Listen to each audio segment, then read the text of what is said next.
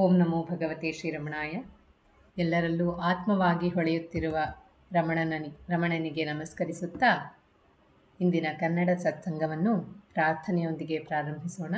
ಪ್ರಾರ್ಥನೆಯನ್ನು ಉಮಾಶ್ರೀಪತಿಯವರು ಹಾಗೂ ಅಶ್ವಿನಿ ಬಾಲಾಜಿಯವರು ಹೇಳುತ್ತಾರೆ. ಅದಾದ ನಂತರ ಮುಕ್ತಕತ್ರಯಂನ ಪಠಣವನ್ನು ಶ್ರೀನಂದಕುಮಾರ್ಜಿಯವರು ಮಾಡ್ತಾರೆ. ನಮೋ ರಮಣ. ದಕ್ಷಿಣಾಮೂರ್ತಿಸಾರಂಭಾ ಶಂಕರಾಚಾರ್ಯ ಮಧ್ಯಮಾ ರಮಣಾಚಾರ್ಯ ಪರ್ಯಂತಾ ವಂದೇ ಗುರು ಪರಂಪರಾ ವಂದೇ ಗುರು ಪರಂಪರಾ ವಂದೇ ಗುರು ಪರಂಪರಾ. ಶುಕ್ಲಾಂಬರಧರಂ ವಿಷ್ಣುಂ ಶಶಿವರ್ಣಂ ಚತುರ್ಭುಜಂ ಪ್ರಸನ್ನವದನಂ ಧ್ಯಾಯೇತ್ ಸರ್ವವಿಘ್ನೋಪಶಾಂತಯೇ. ಆಂಗಿಕಂ ಭುವನಂ ಯಸ್ಯ ವಾಚಿಕಂ ಸರ್ವವಾಗ್ಮಯಂ ಆಹಾರ್ಯಂ ಚಂದ್ರತಾರಾದಿ ತಂ ನಮಃ ಸಾತ್ವಿಕಂ ಶಿವಂ. ನಮೋ ರಮಣ.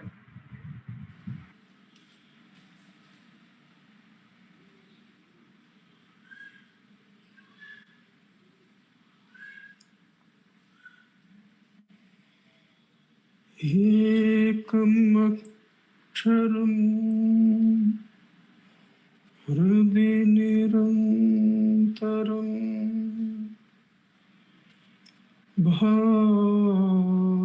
ಭಾಸತೆ ಸ್ವಯಂ ಲಿಖ್ಯತೆ ಕಥಂ.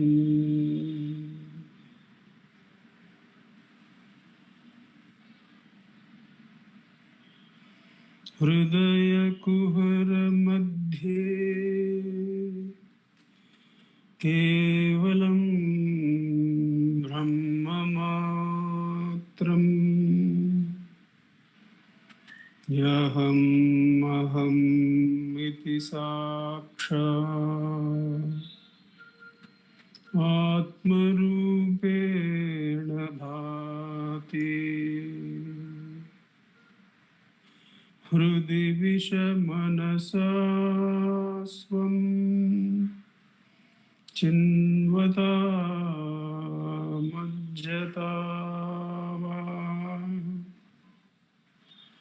ಪವನಚಲನರೋಧಾ ಆತ್ಮನಿಷ್ಠೋ ಭವತ್ವಂ.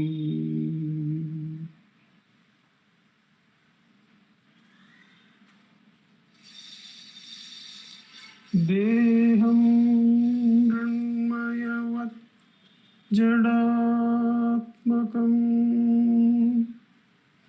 ಅಹಂ ಬುದ್ಧಿರ್ನ ತಸ್ಯಾಸ್ತ್ಯತೋ ನಾಹಂ ತತ್ತತ ಭಾವಶಕ್ತಿ ಸಮಯೇ ಸಿದ್ಧಾತ್ಮಸದ್ಭಾವತಃ. ಕೋಹಂ ಭಾವಯುತ ಕುತೋ ವರಧಿಯ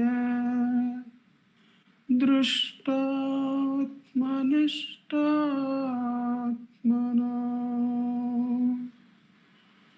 ಸೋಹಂ ಸ್ಫೂರ್ತಿತಯಾ ಅರುಣಾಚಲ ಶಿವಃ ಪೂರ್ಣೋ ವಿಭಾತಿ ಸ್ವಯಂ.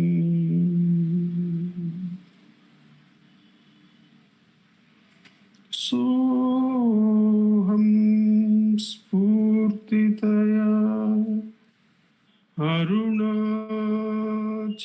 ಶಿವಃ ಪೂರ್ಣೋ ವಿಭಾತಿ ಸ್ವಯಂ. ನಮೋ ರಮಣ. ನಮೋ ರಮಣ. ಈಗ ಸಾಧುಓಂ ಸ್ವಾಮಿಯವರು ರಚಿಸಿರುವ ಧ್ಯಾನದ ಹಾಡಿನ ಕನ್ನಡ ಅನುವಾದವನ್ನು ಉಮಾಶ್ರೀಪತಿಯವರು ಪ್ರಸ್ತುತಪಡಿಸ್ತಾರೆ.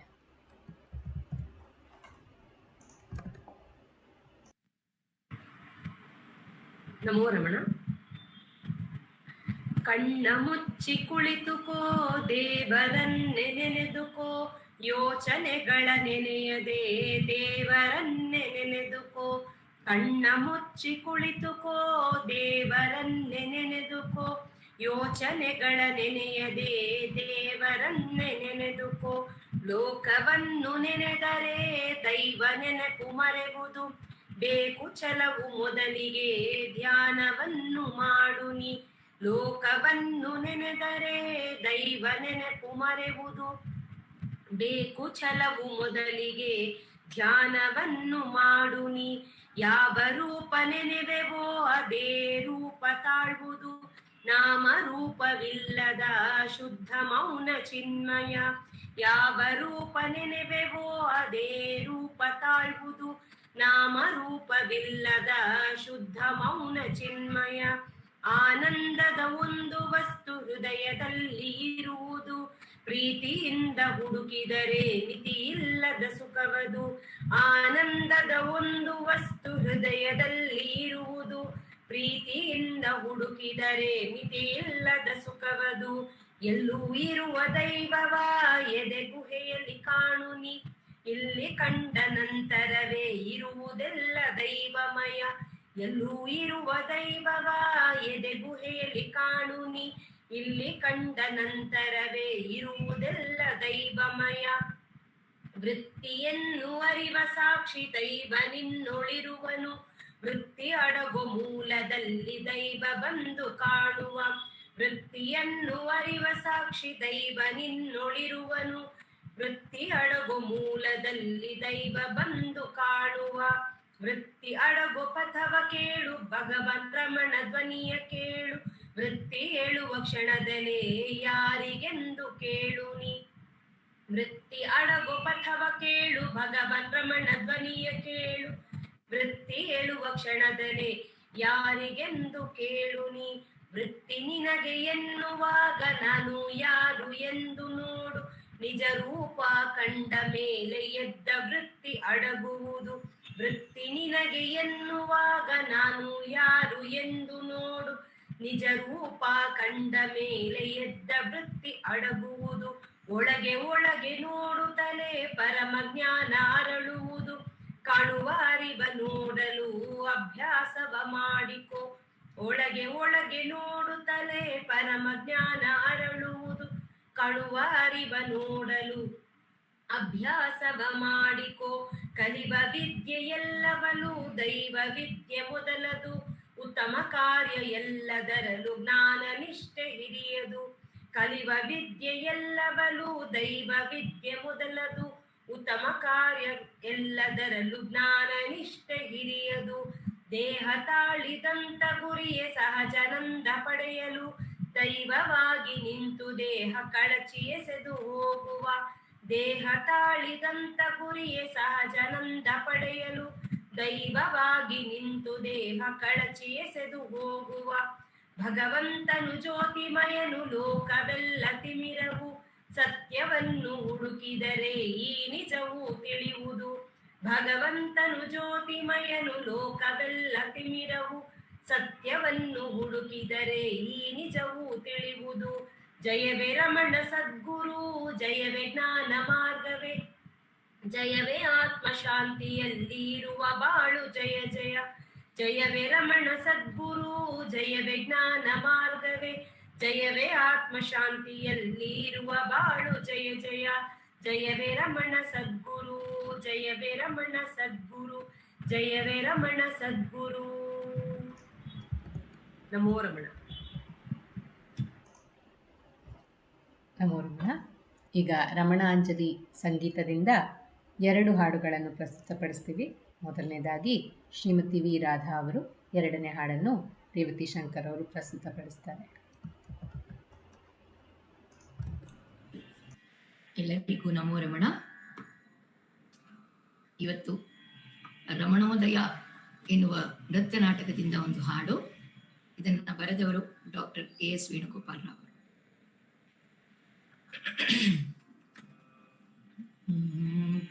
ಓಂ ನಮೋ ಭಗವತೆ ಕಾರುಣ್ಯ ಸಾಗರ, ಓಂ ನಮೋ ಭಗವತೆ ಸುಜ್ಞಾನ ಮಂದಾರ, ಓಂ ನಮೋ ಭಗವತೆ ಕಾರುಣ್ಯ ಸಾಗರ, ಓಂ ನಮೋ ಭಗವತೆ ಸುಜ್ಞಾನ ಮಂದಾರ.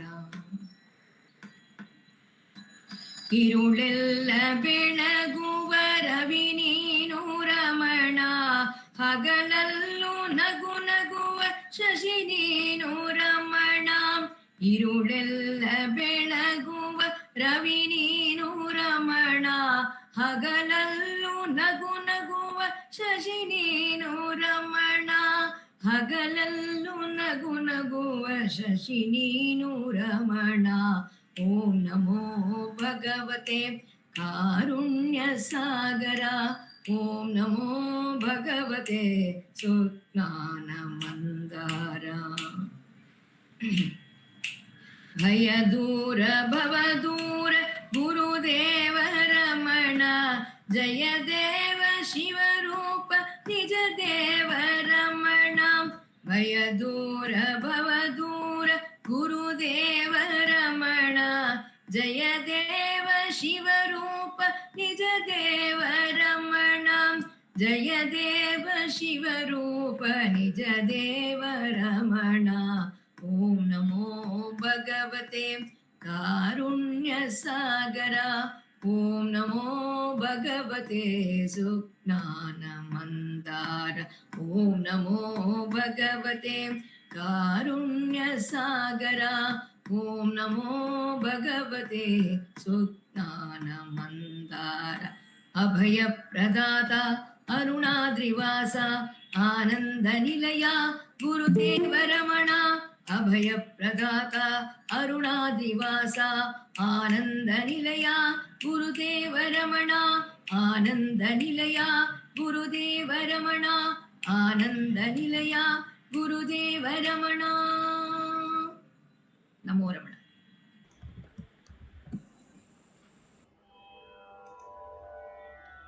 ಓಂ ನಮೋ ಭಗವತೆ ಶ್ರೀರಮಣಾಯ. ಕಳೆದ ಕೆಲವು ವಾರಗಳಿಂದ ನಾವು ರಮಣ ಸುಪ್ರಭಾತದ ಮನನವನ್ನು ಮಾಡ್ತಾ ಇದ್ದೇವೆ. ರಮಣ ಸುಪ್ರಭಾತವನ್ನು ರಚಿಸಿದವರು ಶ್ರೀ ಶಾಂತಾನಂದಪುರಿ ಸ್ವಾಮಿಯವರು. ಈಗ ಇಂದು 19ನೇ ಶ್ಲೋಕ ಮನನವನ್ನು ಮಾಡ್ತಾ ಇದ್ದೇವೆ. ಲೀಲಾಗೃಹೀತನರವೇಶತನು ತನುಂ ಭವಂತಂ ಶೋಣಾದ್ರಿನಾಥಮಹಸಃ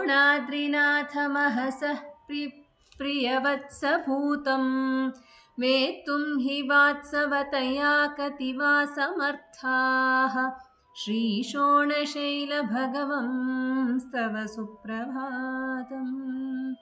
ಲೀಲಾಗೃಹೀತನರವೇಶತನುಂ ಭವಂತಂ ಶೋಣಾದ್ರಿನಾಥಮಹಸಃ ಪ್ರಿಯವತ್ಸಭೂತಂ ವೇತ್ತುಂ ಹಿ ವಾತ್ಸವತಯಾ ಕತಿವಾ ಸಮರ್ಥಾಃ ಶ್ರೀಶೋಣಶೈಲಭಗವಂ ಸ್ತವ ಸುಪ್ರಭಾತಂ.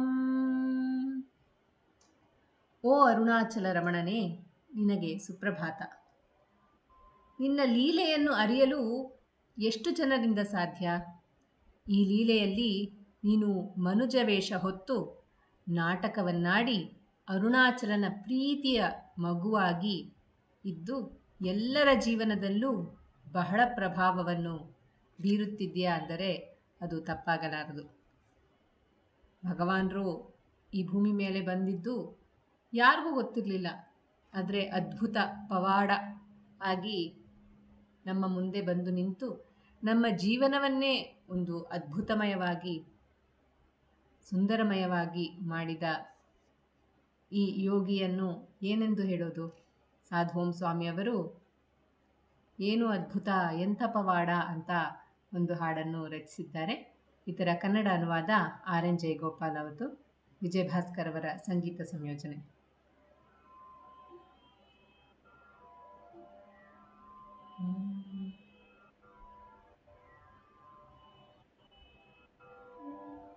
ಏನು ಅದ್ಭುತ ಎಂಥ ಪವಾಡ, ರಮಣಯೋಗಿ ನಮ್ಮೆದುರು ನಿಂತನು ನೋಡ, ಶಾಂತಿ ರೂಪ ದಿವ್ಯ ದೀಪ ಬಂದಿಹ ನೋಡ.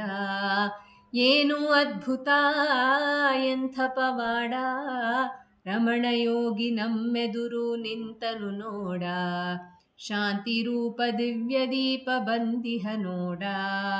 ಬ್ರಹ್ಮ ವಿಷ್ಣು ಅರಿಯಲಿಲ್ಲ ಅವನಾರೆಂದು, ಭೂಮಿಗಿಳಿದ ಮನುಜರನ್ನು ಕಾಯಲು ಎಂದು. ಬ್ರಹ್ಮ ವಿಷ್ಣು ಅರಿಯಲಿಲ್ಲ ಅವನಾರೆಂದು, ಭೂಮಿಗಿಳಿದ ಮನುಜರನ್ನು ಕಾಯಲು ಎಂದು. ಏನು ಅದ್ಭುತ ಎಂಥ ಪವಾಡ, ರಮಣಯೋಗಿ ನಮ್ಮೆದುರು ನಿಂತನು ನೋಡ, ಶಾಂತಿ ರೂಪ ದಿವ್ಯ ದೀಪ ಬಂದಿಹ ನೋಡ. ಭೂಮಿ ಪುಣ್ಯ ಮಾಡಿತೇನು ಅವತರಿಸಲು ಅವನು, ಭಕ್ತ ಜನರು ಗೈದ ತಪವೇ ಕಾರಣವೇನು. ಭೂಮಿ ಪುಣ್ಯ ಮಾಡಿತೇನು ಅವತರಿಸಲು ಅವನು, ಭಕ್ತ ಜನರು ಗೈದ ತಪವೇ ಕಾರಣವೇನು. ಶಾಸ್ತ್ರ ಓದಿ ತೃಪ್ತಿ ಸಿಗದ ಜ್ಞಾನಿಗಾಗಿ ಬಂದನೋ, ಶಾಸ್ತ್ರ ಓದಿ ತೃಪ್ತಿ ಸಿಗದ ಜ್ಞಾನಿಗಾಗಿ ಬಂದನೋ, ದೀನರಲ್ಲಿ ಕರುಣೆ ತೋರಿ ದರ್ಶನವ ತಂದನು. ಏನು ಅದ್ಭುತ ಎಂಥ ಪವಾಡ, ರಮಣಯೋಗಿ ನಮ್ಮೆದುರು ನಿಂತನು ನೋಡ, ಶಾಂತಿ ರೂಪ ದಿವ್ಯ ದೀಪ ಬಂದಿಹ ನೋಡ. ಯುಗಕ್ಕೆ ಒಮ್ಮೆ ಕಲ್ಪಕ್ಕೊಮ್ಮೆ ಇಂಥ ದಿವ್ಯ ಶಕ್ತಿ, ಮನುಜ ರೂಪ ತಾಳುತ್ತಾ ಇಳಿಯಬಹುದು ಧರೆಗೆ. ಯುಗಕ್ಕೆ ಒಮ್ಮೆ ಕಲ್ಪಕ್ಕೊಮ್ಮೆ ಇಂಥ ದಿವ್ಯ ಶಕ್ತಿ, ಮನುಜ ರೂಪ ತಾಳುತ್ತಾ ಇಳಿಯಬಹುದು ಧರೆಗೆ. ಎದುರು ನೋಡಲಿಲ್ಲ ಯಾರು ಇವನು ಬರುವನೆಂದು, ಎದುರು ನೋಡಲಿಲ್ಲ ಯಾರು ಇವನು ಬರುವನೆಂದು, ಆದರೂ ಬಂದೆ ನಮ್ಮ ಜೀವ ಉದ್ಧಾರಕ್ಕೆಂದು. ಏನು ಅದ್ಭುತ ಎಂಥ ಪವಾಡ, ರಮಣಯೋಗಿ ನಮ್ಮೆದುರು ನಿಂತನು ನೋಡ, ಶಾಂತಿ ರೂಪ ದಿವ್ಯ ದೀಪ ಬಂದಿಹ ನೋಡ. ಬ್ರಹ್ಮ ವಿಷ್ಣು ಅರಿಯಲಿಲ್ಲ ಅವನಾರೆಂದು, ಭೂಮಿಗಿಳಿದ ಮನುಜರನ್ನು ಕಾಯಲು ಎಂದು. ಏನು ಅದ್ಭುತ ಎಂಥ ಪವಾಡ, ರಮಣಯೋಗಿ ನಮ್ಮೆದುರು ನಿಂತನು ನೋಡ, ಶಾಂತಿ ರೂಪ ದಿವ್ಯ ದೀಪ ಬಂದಿಹ ನೋಡ, ಶಾಂತಿ ರೂಪ ದಿವ್ಯ ದೀಪ ಬಂದಿಹ ನೋಡ, ಶಾಂತಿ ರೂಪ ದಿವ್ಯ ದೀಪ ಬಂದಿಹ ನೋಡ. ಹೀಗೆ ಅಂತ ಬರೀ ಮನುಷ್ಯ ಮಾತ್ರ ಅಲ್ಲದೆ ಪ್ರಾಣಿ ಪಕ್ಷಿಗಳು ಎಲ್ಲವೂ ಭಗವಾನರ ಆಗಮನವನ್ನು ನೋಡಿ ಅದ್ಭುತವಾಗಿ ಅವರ ಆಗಮನವನ್ನು ಆನಂದದಿಂದ ಅನುಭವಿಸಿದರು. ಅದು ಯಾವ ಯಾವ ಪ್ರಾಣಿಗಳು ಅಂತ, ಕೆಲವು ಪ್ರಾಣಿಗಳು ಹೇಗೆ ಅನುಭವಿಸಿದರು ಅಂತ ಈಗ ಉಮಾ ಅಶ್ವಥ್ ಅವರು ನಮ್ಮ ಮುಂದೆ ಕೆಲವು ಘಟನೆಗಳನ್ನು ಓದಿ ತೋರಿಸಲಿದ್ದಾರೆ. ಓಂ ನಮೋ ಭಗವತೆ ಶ್ರೀರಮಣಾಯ. ಪ್ರಾಣಿಮಿತ್ರ ಭಗವಾನ್ ರಮಣರು. ಭಗವಾನ್ ರಮಣ ಮಹರ್ಷಿಗಳ ಜೀವನ, ಉಪದೇಶ, ಭಕ್ತರ ಅನುಭವ ಹಾಗೂ ನೆನಪುಗಳನ್ನು ಆಧರಿಸಿ ಬರೆದ ಪುಸ್ತಕಗಳಿಂದ ಸಂಕಲಿಸಿ ಭಾಷಾಂತರಿಸಿದ ಘಟನೆಗಳು. ಸಂಕಲನ ಮತ್ತು ಭಾಷಾಂತರ ಮುಕ್ತಾಮನು.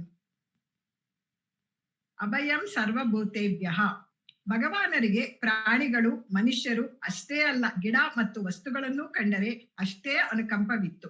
ಅವುಗಳಿಗೆ ಜೀವ ಇರುವುದೆಂದು, ಗಿಡಮರಿಗಳಿಗೂ ನೋವು ನಲಿವುಗಳು ಇರುತ್ತದವೆಂದು ಹೇಳುತ್ತಿದ್ದರು. ಯಾಕೆಂದರೆ ಭಗವಾನರು ಎಲ್ಲದರಲ್ಲಿಯೂ ಸತ್ ಬ್ರಹ್ಮನನ್ನೇ ಕಾಣುತ್ತಿದ್ದರು. ಅದನ್ನು ಎತ್ತಿ ತೋರಿಸಲು ಅವರು ಮನುಷ್ಯರು ನಡೆಯುವ ಗಿಡಮರಗಳು, ಗಿಡಮರಗಳು ಸ್ಥಿರವಾಗಿ ನಿಂತಿರುವ ಮನುಷ್ಯರು ಎಂದು ಹೇಳುತ್ತಿದ್ದರು. ಎಚ್ಚಮ್ಮನವರ ಲಕ್ಷಾರ್ಚನೆ. ಭಗವಾನರು ವಿರೂಪಾಕ್ಷಿ ಗುಹೆಯಲ್ಲಿದ್ದಾಗ ಅವರಿಗೆ ದಿನಾ ಊಟ ತರುತ್ತಿದ್ದ ಎಚ್ಚಮ್ಮನವರು ತಮ್ಮ ಮನೆಯಲ್ಲಿ ಭಗವಾನರ ಮತ್ತು ಶೇಷಾದ್ರಿ ಸ್ವಾಮಿಗಳ ಭಾವಚಿತ್ರಕ್ಕೆ ಬಿಲ್ವಪತ್ರೆಯ ಲಕ್ಷಾರ್ಚನೆಯನ್ನು ಮಾಡುತ್ತೇವೆಂದುಕೊಂಡರು. ಅದನ್ನು ಭಗವಾನರಿಗೆ ತಿಳಿಸಿದರು. ಭಗವಾನರು ಏನನ್ನೂ ಹೇಳದೆ ಮೌನವಾಗಿದ್ದರು. ಎಚ್ಚಪ್ಪನವರು ಲಕ್ಷಾರ್ಚನೆ ಪ್ರಾರಂಭ ಮಾಡಿದರು. 50,000 ಬಿಲ್ವ ಪತ್ರೆಗಳ ಅರ್ಚನೆ ಆಗುವ ಹೊತ್ತಿಗೆ ಮರದ ಪತ್ರೆಗಳೆಲ್ಲಾ ಮುಗಿದು ಹೋದವು. ಆಗ ಬೇಸಿಗೆ ಕಾಲ, ಎಲ್ಲೂ ಬಿಲ್ವ ಪತ್ರೆ ಸಿಕ್ಕಲಿಲ್ಲ. ಪತ್ರೆ ಹುಡುಕಿ ಬಳಲಿ ಬೆಂಡಾಗಿ ಎಚ್ಚಮ್ಮನವರು ಭಗವಾನರ ಹತ್ತಿರ ಬಂದರು. ಅವರು ತಮಗೆ ಅರ್ಚನೆ ಮಾಡಲು ಪತ್ರೆ ಸಿಕ್ಕಲಿಲ್ಲವೆಂಬ ಬೇಸರವನ್ನು ಹೇಳಿಕೊಂಡರು. ಆಗ ಭಗವಾನರು, ಬಿಲ್ವ ಪತ್ರೆ ಸಿಕ್ಕದಿದ್ದರೆ ಏನಂತೆ, ನೀವು ಒಂದೊಂದೇ ನಾಮವನ್ನು ಹೇಳುವಾಗಲೂ ನಿಮ್ಮ ಮೈಯನ್ನೇ ಚಿವುಟಿಕೊಂಡು ಬಿಲ್ವ ಪತ್ರೆ ಅರ್ಪಿಸುತ್ತಿದ್ದೇನೆ ಅಂದುಕೊಳ್ಳಿ ಎಂದರು. ಆಗ ಎಚ್ಚಮ್ಮನವರು, ನನಗೆ ನೋವಾಗುವುದಿಲ್ಲವೇ ಸ್ವಾಮಿ ಎಂದರು. ಆಗ ಭಗವಾನರು, ನಿಮಗೆ ನೋವಾದರೆ ಆ ಗಿಡದ ಪತ್ರೆ ಕಿತ್ತಾಗ ಅದಕ್ಕೂ ನೋವಾಗುವುದಿಲ್ಲವೇ ಎಂದಾಗ ಎಚ್ಚಮ್ಮನವರು, ಸ್ವಾಮಿ, ಈ ವಿಷಯ ನನಗೆ ಮುಂಚೆಯೇ ಏಕೆ ತಿಳಿಸಲಿಲ್ಲ ಎಂದು ಕೇಳಿದರು. ಆಗ ಭಗವಾನರು, ಅದನ್ನು ಹೇಳಿಕೊಡಬೇಕೇನು? ಒಂದು ಕಾರ್ಯದಿಂದ ನಮಗೆ ನೋವಾದರೆ ಅದೇ ಕಾರ್ಯದಿಂದ ಬೇರೆಯವರಿಗೂ ನೋವಾಗುತ್ತದೆ.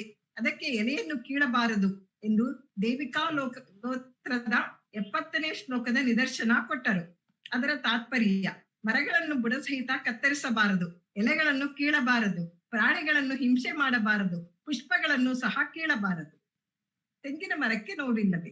ಒಂದು ದಿನ ಆಶ್ರಮದ ಕೆಲಸಗಾರ ತೆಂಗಿನ ಮರದಿಂದ ಹಣ್ಣಾದ ತೆಂಗಿನಕಾಯಿಗಳನ್ನು ಕೀಳುತ್ತಿದ್ದನು.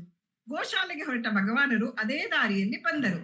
ಅವರು ಕೆಲಸಗಾರನು ಕಾಯಿ ಕೀಳುತ್ತಿದ್ದುದನ್ನು ನೋಡಿ ಅವನು ಯಾವ ತರಹದ ಸಾಧನ ಉಪಯೋಗಿಸಿ ಕಾಯಿ ಕೀಳುತ್ತಿದ್ದಾನೆಂದು ವಿಚಾರಿಸಿದರು. ಅವನು ತಾನು ಕೋಲಿಗೆ ಮಚ್ಚು ಸಿಕ್ಕಿಸಿ ಕಾಯಿ ಕೀಳುತ್ತಿದ್ದೇನೆಂದು ಹೇಳಿದಾಗ ಭಗವಾನರು, ಮರಕ್ಕೆ ಮಚ್ಚು ಉಪಯೋಗಿಸಿದರೆ ನೋವಾಗುತ್ತದೆ ಎಂದು ಅದಕ್ಕೆ ಕೋಲಿನ ತುದಿಗೆ ಬೊಂಬಿನ ತುಂಡು ಸಿಕ್ಕಿಸಿ ಕಾಯಿ ಕೀಳಬೇಕೆಂದು ಹೇಳಿದರು. ಮತ್ತು ಅವನ ಉತ್ತರಕ್ಕೂ ಕಾಯದೆ ಹೊರಟು ಹೋದರು. ಆದರೆ ಆ ಕೆಲಸಗಾರ ಭಗವಾನರ ಮಾತನ್ನು ಕಿವಿಯ ಮೇಲೆ ಹಾಕಿಕೊಳ್ಳದೆ ಕೋಲಿಗೆ ಮಚ್ಚನ್ನು ಸಿಕ್ಕಿಸಿಯೇ ಕಾಯಿ ಕೀಳುವ ಕೆಲಸ ಮುಂದುವರಿಸಿದ. ಹೀಗೆ 1 ವಾರದ ತನಕ ಕಾಯಿ ಕೀಳುವ ಕೆಲಸ ನಡೆಯಿತು. 1 ವಾರದ ಮೇಲೆ ಕಾಯಿ ಕೀಳುವಾಗ ಒಂದು ಕಾಯಿ ಆ ಕೆಲಸಗಾರನ ಹಣೆಯ ಮೇಲಿಂದ ಬಂದು ಮೂಗಿನ ಮೇಲೆ ಬಿದ್ದು ಅವನಿಗೆ ತುಂಬಾ ನೋವಾಯಿತು. ಈ ಸುದ್ದಿಯನ್ನು ಭಗವಾನರಿಗೆ ತಿಳಿಸಲಾಯಿತು. ಆ ಮನುಷ್ಯನಿಗೆ ಹಾಗೆ ಆಗಿದ್ದಕ್ಕೆ ಅವರು ಬಹಳ ನೊಂದುಕೊಂಡರು ಹಾಗೂ ಅವರು ಅಭಿಪ್ರಾಯ ಪಟ್ಟರು. ಈಗ ಅವನಿಗೆ ಗೊತ್ತಾಗುತ್ತದೆ ತಾನು ಉಪಯೋಗಿಸಿದ ಸಾಧನವಾದ ಮಚ್ಚಿನಿಂದ ಆ ಮರಕ್ಕೆ ಎಷ್ಟು ನೋವಾಗಿದೆ ಎಂದು. ಭಗವಾನರ ಸಮದರ್ಶನವೆಂಬುದು ಬಹಳ ಉತ್ಕೃಷ್ಟ ಮಟ್ಟದ್ದು. ಅವರಿಗೆ ಜೀವವಿರುವ ಎಲ್ಲವೂ ಪ್ರಕೃತಿಯಲ್ಲಿಯೇ ಸಮವಲ್ಲವೇ? ಸರ್ವಂ ಬ್ರಹ್ಮಮಯ. ಮರಗಿಡಗಳಿಗೂ ನೋವುಂಟು. ಭಗವಾನರು ಕೂರುತ್ತಿದ್ದ ಪಳಸಾಲೆಯ ಉತ್ತರ ದಿಕ್ಕಿನಲ್ಲಿ ಒಂದು ಕಾಡು ಬಾದಾಮಿ ಮರ ಇತ್ತು. ಅದರ ಎಲೆಗಳನ್ನು ಒಂದಕ್ಕೊಂದು ಹಚ್ಚಿ ಊಟದ ಎಲೆ ಮಾಡುತ್ತಿದ್ದರು. ಒಂದು ದಿನ ಸರ್ವಾಧಿಕಾರಿಗಳು ಒಬ್ಬ ಕೆಲಸಗಾರನಿಗೆ ಆ ಮರದಿಂದ ಹಳದಿಯಾದ ಹಣ್ಣು ಎಲೆಗಳನ್ನು ಕೀಳಲು ಹೇಳಿದರು. ಅವನು ದೋಟಿಯನ್ನು ಉಪಯೋಗಿಸಿ ತನ್ನ ಮನಸ್ಸಿಗೆ ಬಂದ ಹಾಗೆ ಎಲೆಗಳನ್ನು ಕೀಳುತ್ತಿದ್ದನು. ಹಳದಿ ಎಲೆಗಳ ಜೊತೆ ಎಳೆಯ ಕೊಂಬೆಗಳನ್ನು ಸಹ ಮುರಿದು ಹಾಕುತ್ತಿದ್ದನು. ಅದನ್ನು ಕಿಟಕಿಯಿಂದ ನೋಡುತ್ತಿದ್ದ ಭಗವಾನರಿಗೆ ಕೋಪವೂ ದುಃಖವೂ ಉಂಟಾಯಿತು. ಆ ಕೆಲಸಗಾರನನ್ನು ಕರೆದು, ಏನು ಮಾಡುತ್ತಿದ್ದಿ? ನೀನು ಮರಕ್ಕೆ ಹಿಂಸೆ ಕೊಡುತ್ತಿದ್ದೀಯಾ? ಅವುಗಳಿಗೂ ಜೀವ ಇದೆ ಗೊತ್ತೇನು ಎಂದು ದುಃಖದಿಂದ ಹೇಳಿದರು. ಆಗ ಆ ಕೆಲಸದವನು, ಸರ್ವಾಧಿಕಾರಿಗಳು ಊಟದ ಎಲೆ ಹಚ್ಚಲು ಹಳದಿ ಎಲೆಗಳನ್ನು ಕೀಳಲು ಹೇಳಿದ್ದಾರೆ ಎಂದು ಹೇಳಿದಾಗ ಭಗವಾನರು ಅವನನ್ನು ಬೈಯುತ್ತಾ, ನೀವು ಮನುಷ್ಯರು ಏನು ಮಾಡಿದರೂ ತಪ್ಪಿಲ್ಲ, ಅವಳಿಗೆ ನೋವು ಕೊಡುತ್ತೇವೆಂಬುದು ನಿಮಗೆ ಅರಿವಿಲ್ಲ. ಯಾರಾದರೂ ನಿಮ್ಮ ಕೂದಲು ಎಳೆದರೆ ನಿಮಗೆ ನೋವಾಗುವುದಿಲ್ಲವೇ? ಹೇಳಿ, ಆ ಕೂದಲಿಗೆ ಜೀವವಿಲ್ಲ, ಎಳೆದೆ ಅಂದರೆ ಆಗುತ್ತದೆಯೇ? ಪಾಪ, ಅವರವನ್ನು ಅದರ ಪಾಡಿಗೆ ಬಿಟ್ಟು ಬಿಡಿ ಎಂದು ಬಹಳ ನೊಂದುಕೊಂಡು ಹೇಳಿದರು. ಒಬ್ಬ ಭಕ್ತರು ತಾವು 1,00,000 ತುಳಸಿ ದಳದ ಅರ್ಚನೆ ಮಾಡುತ್ತೇವೆಂದು ಹೇಳಿದಾಗ ಭಗವಾನರು ಅವರಿಗೆ ಬುದ್ಧಿ ಹೇಳುತ್ತಾ, ಜನರು ಆ ತುಳಸಿ ದಳಗಳನ್ನು ಗಿಡದ ಮೇಲೆಯೇ ಬಿಡಬಾರದೆ? ಎಷ್ಟು ಸುಂದರವಾಗಿ ಚೆನ್ನಾಗಿ ಕಾಣುತ್ತದೆ, ಗಿಡವು ಬೋಳಾಗಿಯೂ ಕಾಣುವುದಿಲ್ಲ. ಆದರೆ ನಾವು ದಳ ಕಿತ್ತು ಅದನ್ನು ಚುಚ್ಚಿ ಅಥವಾ ಕಟ್ಟಿ ಅದನ್ನು ಹಾರ ಮಾಡಿದರೆ ನಮಗೆ ತೃಪ್ತಿ. ಆ ಆಹಾರವನ್ನು ದೇವರಿಗೆ ಹಾಕಿ ಧನ್ಯರು ನಾವು ಎಂದು ಅಂದುಕೊಳ್ಳುತ್ತೇವೆ. ದೇವರಿಗೆ ಎಲ್ಲಾ ಜೀವಿಗಳು ಒಂದೇ. ಅವನೇನು ತನಗೆ ಇಂತಹದೇ ಹೂವು ಬೇಕು ಎಂದು ಕೇಳುತ್ತಾನೆಯೋ? ನಾವು ಭಕ್ತಿಯಿಂದ ನಮ್ಮನ್ನು ಅರ್ಪಿಸಿಕೊಂಡರೆ ಅದುವೇ ನಿಜವಾದ ಪೂಜೆ ಎಂದು ಹೇಳಿದರು. ಭಕ್ತರು ಗಿಡದ ಮೇಲಿನ ಕೊನೆಯ ಹೂವಿನವರೆಗೂ ಕಿತ್ತರೆ ಭಗವಾನರು ಒಪ್ಪುತ್ತಿರಲಿಲ್ಲ. ಎಲ್ಲಾ ಹೂವನ್ನು ಏಕೆ ಕೀಳಬೇಕು? ಸ್ವಲ್ಪ ಹೂವನ್ನು ಗಿಡದ ಮೇಲೆ ಏಕೆ ಬಿಡಕೂಡದು? ಅವಕ್ಕೂ ಆ ಹೂಗಳಿದ್ದರೆ ಶೋಭೆ, ನೋಡಿದವರ ಕಣ್ಣಿಗೂ ಸಂತೋಷ, ತೃಪ್ತಿ. ಆ ಹೂಗಳು ಕಾಯಾದಾಗ ಆ ಗಿಡದ ಜೀವವೂ ಸಾರ್ಥಕ. ನಾವು ಹೂಗಳನ್ನು ಕಿತ್ತರೆ ಅವು ಹಾಗೆಯೇ ಒಣಗಿ ಹೋಗುತ್ತವೆ, ಹಾಳಾಗುತ್ತವೆ. ಜನರು ಏಕೆ ಕ್ರೂರವಾಗಿ ಹೂಗಳನ್ನು ಕೀಳುತ್ತಾರೋ ನನಗೆ ಅರ್ಥವಾಗುವುದಿಲ್ಲ ಎಂದು ಬೇಜಾರು ಪಟ್ಟಿಕೊಳ್ಳುತ್ತಿದ್ದರು. ಇನ್ನೊಮ್ಮೆ ಒಬ್ಬರು ಬೇವಿನ ಮರದಿಂದ ಒಂದು ಕಡ್ಡಿಯನ್ನು ತಮ್ಮ ಹಲ್ಲುಜ್ಜಲು ರಾತ್ರಿ ಹೊತ್ತಿನಲ್ಲಿ ಮುರಿದುಕೊಂಡಿದ್ದನ್ನು ಭಗವಾನರು ನೋಡಿದರು. ಆಗ ಅವರು, ನೀವು ಮರವನ್ನು ರಾತ್ರಿಯಲ್ಲಿ ಏಕೆ ಶಾಂತವಾಗಿ ಮಲಗಲು ಬಿಡುವುದಿಲ್ಲ ಎಂದು ಕೇಳಿ ಭಗವಾನರು ಅವರ ಮಾತನ್ನು ಮುಂದುವರಿಸುತ್ತಾ, ನಿಮಗೆ ಬೇಕಾದರೆ ಬೆಳಗಿನ ಹೊತ್ತು ಒಂದು ಕಡ್ಡಿಯನ್ನು ಮುರಿದುಕೊಳ್ಳಿ, ಆ ಮರ ಕಿರುಚುವುದಾಗಲಿ ಓಡಿ ಹೋಗುವುದಾಗಲಿ ಮಾಡುವುದಿಲ್ಲವಲ್ಲ. ನಿಮಗೆ ಏನು ಬೇಕೋ ಅದನ್ನು ಯೋಚಿಸದೆ ಮಾಡಬಹುದೇ ಎಂದು ಪರಿತಪಿಸಿದರು. ಮಾವಿನ ಮರದಲ್ಲಿ ಬಿಟ್ಟ ಕಾಯಿಗಳನ್ನು ಕೀಳಲು ಕೆಲಸಗಾರರು ಬಂದಿದ್ದರು. ಆದರೂ ಕಾಯಿಗಳನ್ನು ಮರ ಹಚ್ಚಿ ಕೀಳದೆ ಕೋಲಿನಿಂದ ಬಡಿದು ಕೀಳುತ್ತಿದ್ದರು. ಕಾಯಿಗಳ ಜೊತೆ ರಾಶಿಯಾಗಿ ಎಲೆಗಳೂ ಕಿತ್ತು ಬಿದ್ದಿದ್ದವು. ಭಗವಾನರು ಪರ್ಣಶಾಲೆಯಲ್ಲಿ ಕುಳಿತಿದ್ದ ಹಾಗೆಯೇ ಆ ಕೋಲಿನ ಬಡಿತದ ಶಬ್ದ ಕೇಳಿ ಮಾವಿನ ಮರವನ್ನು ಹೊಡೆಯಕೂಡದೆಂದು ಹೇಳಿ ಕಳಿಸಿದರು. ನಂತರ ಅವರು ಹೊರಗೆ ಬಂದು ಅತ್ತ ನೋಡಿದಾಗ ಮಾವಿನ ಮರದ ಎಲೆಯ ರಾಶಿಯನ್ನು ನೋಡಿ ದುಃಖ ತಪ್ತರಾಗಿ, ಸಾಧಾರಣವಾಗಿ ಎಂದೂ ಯಾರ ಮೇಲೂ ರೇಗದ ಭಗವಾನರು ಅಂದು ಕೋಪದಿಂದ, ಸಾಕು ಸಾಕು, ನೀವಿನ ಮಾವಿನಕಾಯಿಯನ್ನು ಕೀಳಬೇಡಿ, ಹೊರಟು ಹೋಗಿ. ಕಾಯಿ ಕೀಳಿ ಎಂದರೆ ಎಲೆಗಳನ್ನು ಕೀಳುತ್ತೀರಾ? ಮಾವಿನ ಮರ ನಮ್ಗೆ ಕಾಯಿ ಕೊಟ್ಟಿದ್ದಕ್ಕೆ ಇದೇನು ನಿಮ್ಮ ಪ್ರತಿಫಲ? ನೀವು ಅದನ್ನು ಕೋಲ್ನಿಂದ ಬಡಿದು ಬಾರಿಸುವುದೇ? ಹೀಗೆ ಮಾಡುವ ಬದಲು ಮರವನ್ನೇ ಬುಡ ಸಮೇತ ಕತ್ತರಿಸಿ ಹಾಕಿ ಬಿಡಿ, ಕಾಯಿ ಕೀಳಬೇಡಿ, ಹೊರಟು ಹೋಗಿ ಎಂದು ಗದರಿಸಿದರು. ಆ ಕೋಪದ ಧ್ವನಿ ಎಲ್ಲರ ಕಿವಿಯಲ್ಲೂ ಮೊಳಗಿತ್ತು. ಭಗವಾನರ ಕೋಪವನ್ನೇ ನೋಡದೇ ಇದ್ದುದರಿಂದ ಎಲ್ಲರೂ ಭಯಭೀತರಾದರು. ಕೆಲಸಗಾರರು ಎತ್ತಿದ ಕೋಲುಗಳನ್ನು ಹಾಗೆಯೇ ಕೆಳಗೆ ಬಿಟ್ಟು ಭಯದಿಂದ ಸುಮ್ಮನೆ ಕೈಕಟ್ಟಿ ನಿಂತು ಬಿಟ್ಟರು. ನಿಜವಾಗಿಯೂ ಎಲೆಗಳನ್ನು ಕಿತ್ತಿದ್ದಕ್ಕೆ ಭಗವಾನರಿಗೆ ಇಷ್ಟು ವ್ಯತಿಯಾದರೆ ಅವರು ಯಾವ ಜೀವಗಳ ಮನಸ್ಸನ್ನು ಮಾತ್ರ ನೋಯಿಸಲು ಸಾಧ್ಯ? ಎಂತಹ ಕರುಣಾಮಯ ನಮ್ಮ ಭಗವಾನರು ಗೋಶಾಲೆಯಲ್ಲಿಗೆ ಹೋಗಿ ಬರೋದರೊಳಗೆ ಎಲ್ಲಾ ಎಲೆಗಳನ್ನು ಒಟ್ಟುಗೂಡಿಸಲಾಯಿತು ಹಾಗೂ ಭಗವಾನರ ಕ್ಷಮೆ ಕೇಳಲಾಯಿತು. ಆ ಮಾವಿನ ಎಲೆಯ ರಾಶಿಯನ್ನು ನೋಡಿದ ಭಗವಾನರು, ಅಬ್ಬಬ್ಬಾ, ನೋಡಿದಿರಾ ಎಷ್ಟು ಏಟುಗಳನ್ನು ಮರಕ್ಕೆ ಹಾಕಿದ್ದಾರೆ, ಎಲೆಗಳ ರಾಶಿ ಎಷ್ಟು ದೊಡ್ಡದಿದೆ, ಅಯ್ಯೋ ಎನ್ನುತ್ತಾ ಬೇಸರದಿಂದ ಸ್ವರ್ಣ ಮಹೋತ್ಸವದ ಪರ್ಣಶಾಲೆಗೆ ಬಂದರು. ಓಂ ನಮೋ ಭಗವತೆ ಶ್ರೀರಮಣಾಯ. ನಮೋ ರಮಣ. ಈಗ ಸ್ಕಂದರಮಣ ಎನ್ನುವ ನೃತ್ಯ ನಾಟಕದ ಒಂದು ಕಿರು ಪರಿಚಯವನ್ನು ಉಮಾಶ್ರೀಪತಿಯವರು ಮಾಡಿಕೊಡ್ತಾರೆ. ಅದಾದ ನಂತರ ಆ ಸ್ಕಂದರಮಣ ಎಂಬ ನೃತ್ಯ ನಾಟಕದ ಚಿತ್ರವನ್ನು ನಾವು ನೋಡೋಣ. ಓಂ ನಮೋ ಭಗವತೆ ಶ್ರೀರಮಣಾಯ. ದೇವತೆಯವರು ಹೇಳಿದ ಹಾಗೆ ನಾವು ಸ್ಕಂದರಮಣ ಎನ್ನುವ ನೃತ್ಯ ರೂಪಕದ ದೃಶ್ಯಗಳನ್ನು ನೋಡ್ತಾ ಬರ್ತಾ ಇದ್ದೇವೆ. ಅದರ ಬಗ್ಗೆ ವಿಷಯಗಳನ್ನು ತಿಳ್ಕೊಳ್ತಾ ಇದ್ದೇವೆ. ಭೂಲೋಕದ ಜನರ ದುಃಖ ದುಮ್ಮಾನಗಳನ್ನು ಕೇಳಿ ಇದಕ್ಕೆ ಕಾರಣವಾದರೂ ಏನು ಎಂದು ಸ್ಕಂದ ತನ್ನ ತಾಯಿಯಲ್ಲಿ ಪ್ರಶ್ನಿಸುತ್ತಾನೆ. ಮಾತೆ ಪಾರ್ವತಿಯು ಅವರು ಮಾಡಿರುವ ಕರ್ಮಗಳೇ ಇದಕ್ಕೆ ಕಾರಣ ಎಂದು ತಿಳಿಸುವಳು. ಅದಕ್ಕೆ ಸಮ್ಮತಿಸದ ಸುಬ್ರಹ್ಮಣ್ಯ ಉತ್ತರವನ್ನು ಅರಸುತ್ತಾ ಸತ್ಯಲೋಕಕ್ಕೆ ಚತುರ್ಮುಖ ಬ್ರಹ್ಮನೆಡೆಗೆ ಬರುತ್ತಾನೆ. ಅಲ್ಲಿಯೂ ಬ್ರಹ್ಮದೇವನು ಮಾನವರ ಕರ್ಮಕ್ಕೆ ಅನುಸಾರವಾಗಿ ಅವರಿಗೆ ಫಲ ದೊರೆಯುವುದು ಎಂದು ತಿಳಿಸುವನು. ಸತ್ಯವನ್ನು ಅರಿಯದೆ ಎಲ್ಲವೂ ನಾನು, ನನ್ನಿಂದಲೇ ಎನ್ನುವ ಅಜ್ಞಾನದ ಅಂಧಕಾರದಲ್ಲಿ ಮುಳುಗಿದ್ದಾರೆ ಈ ಜನರು. ಅದೇ ಅವರ ಈ ದುಃಖಕ್ಕೆ ಕಾರಣ ಎಂದು ಬ್ರಹ್ಮನು ಸ್ಕಂದನಿಗೆ ತಿಳಿಸುತ್ತಾನೆ. ಸರಸ್ವತಿಯ ಪತಿಯೇ, ಬ್ರಹ್ಮಾಂಡದಲ್ಲಿ ಏಕೆ ಇಷ್ಟೊಂದು ನೋವು? ಯಾಕೆ ಜನರು ದುರ್ಮಾರ್ಗದಲ್ಲಿ ನಡೆಯುತ್ತಿರುವರು? ಅವರವರ ಕರ್ಮಕ್ಕೆ ಅವರೇ ಹೊಣೆ ಎಂದೇ ಅಲ್ಲ, ದೇಹವೇ ಬೇರೆ, ಆತ್ಮವೇ ಬೇರೆ. ಇದನ್ನು ತಿಳಿಯದೇ ಇರುವುದೇ ಇದಕ್ಕೆ ಕಾರಣ ಎಂದು ತಿಳಿಸಿದೆ. ಏಕೆ ಅವರಿಗೆ ಸತ್ಯದ ಅರಿವು ಇಲ್ಲ? ನೀನು ಜ್ಞಾನದ ಅರಿವನ್ನು ಏಕೆ ಅವರಿಗೆಲ್ಲ ನೀಡುತ್ತಿಲ್ಲ ಎಂದು ಮರು ಪ್ರಶ್ನಿಸಿದನು ಸ್ಕಂದ. ಜ್ಞಾನವು ಎಲ್ಲರಿಗೂ ಅಷ್ಟು ಸುಲಭವಾಗಿ ಸಿಗುವುದಿಲ್ಲ ಎಂದನು ಬ್ರಹ್ಮದೇವ. ಹಾಗೇಕೆ?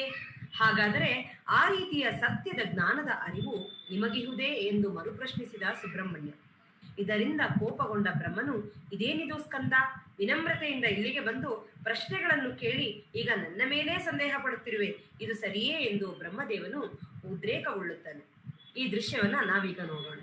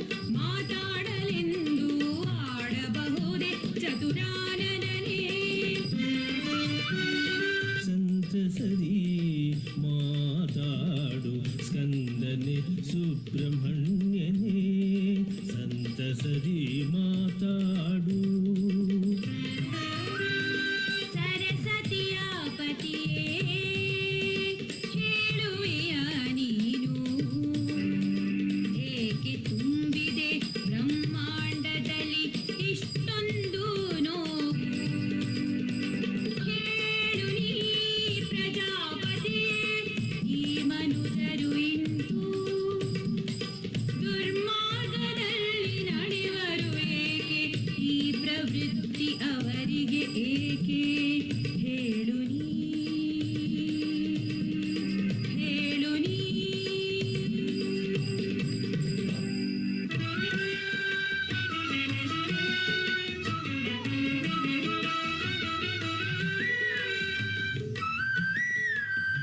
ಮತ್ತದೇ ಕೇಳ್ವಿಕೆಗೆ ಮತ್ತದೇ ಉತ್ತರವು ಅವರವರ ಕರ್ಮಕ್ಕೆ ಅವರವರೇ ಹೊಣೆಯು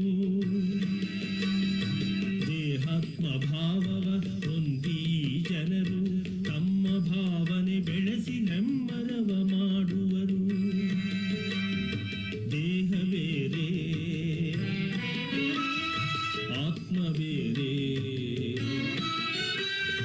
ದೇಹ ಬೇರೆ ಆತ್ಮ ಬೇರೆ ತಿಳಿಯಲಾರದ ಅವರು ದುಃಖದಲ್ಲಿ ಮುಳುಗುವರು ಮುಳುಗಿಬರು ಎಲ್ಲರನ್ನೂ ಮುಳುಗಿಬರು ಎಲ್ಲರನ್ನೂ ಸತ್ಯಲೋಕದೊಡೆಯನೆ ಹೇಳು ನನಗೆ ಸುಮ್ಮನೆ ಕಾಣರೇಗೆ ಮನುಜರು ಬೆಳಗುವ ಈ ಸತ್ಯವ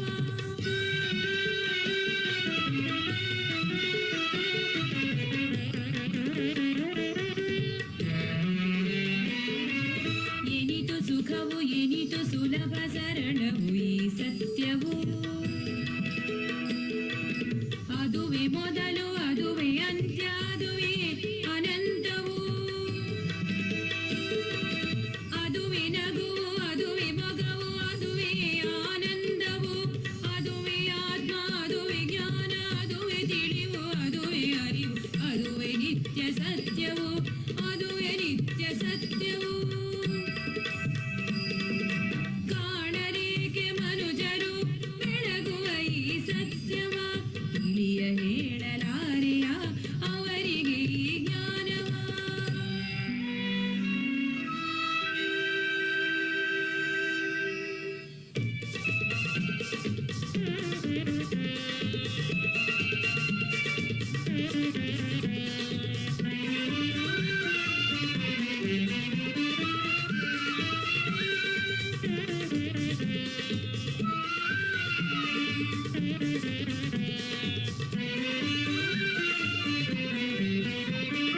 ಓಹೋ ಸ್ಕಂದನೇ ಸತ್ಯ ಸಂಧನೇ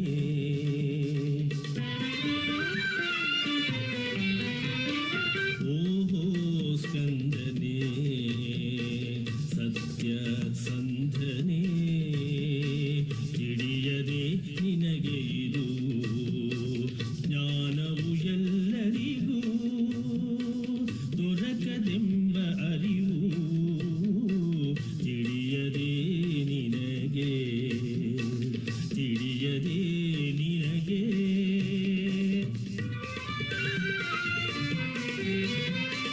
ಹಾಗೇಕೆ ತಿಳಿಸು ಪೂಜ್ಯನೆ ಎಲ್ಲರಿಗಿಲ್ಲದ ಅರಿವು ನಿನಗಿರುವುದೇ ಅದ ತಿಳಿಸು ಚತುರ್ಮುಖನೇ ಇರುವುದೇ ನಿನಗೆ ಜ್ಞಾನ ಇರುವುದೇ ನಿನಗೆ ಧ್ಯಾನ ಹೇಳು ಏಕೆ ಈ ಮೌನ ಏನು ಏನು ಏನೆಂದೇ ಮಾತಾಡಲು ನೀ ಬಂದೆ ಆದರೆ ಮಾಡುವೆಯ ನಿಂದೆ ಬರಬಹುದೇ ನಿನಗೆ ಈ ಶಂಕೆ ನುಡಿಯಬಹುದೇ ಉದ್ಧಟತನದಿಂದೆ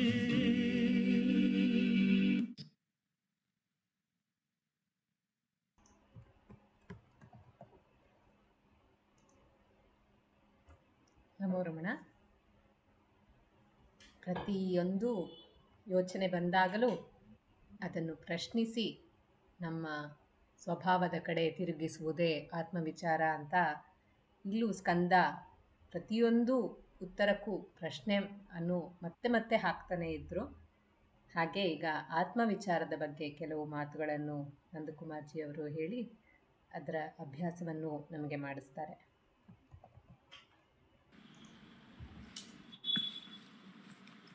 ನಮೋ ರಮಣ.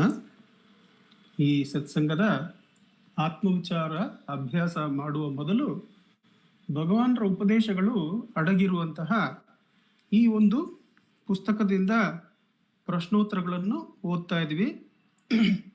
ಭಗವಾನ್ ರಮಣರು ಉತ್ತರಿಸುತ್ತಾ ಇದ್ದಾರೆ ಅನ್ನುವ ಈ ಪ್ರಶ್ನೋತ್ತರಗಳು ಅಡೆಯುವ ಪುಸ್ತಕದಿಂದ ಪ್ರಶ್ನೆ ಮತ್ತು ಉತ್ತರಗಳನ್ನು ಓದ್ತಾ ಇದ್ವಿ. ಇದನ್ನು ನಮ್ಮ founder president Shri AR Natarajan G compile ಮಾಡಿದ್ದಾರೆ.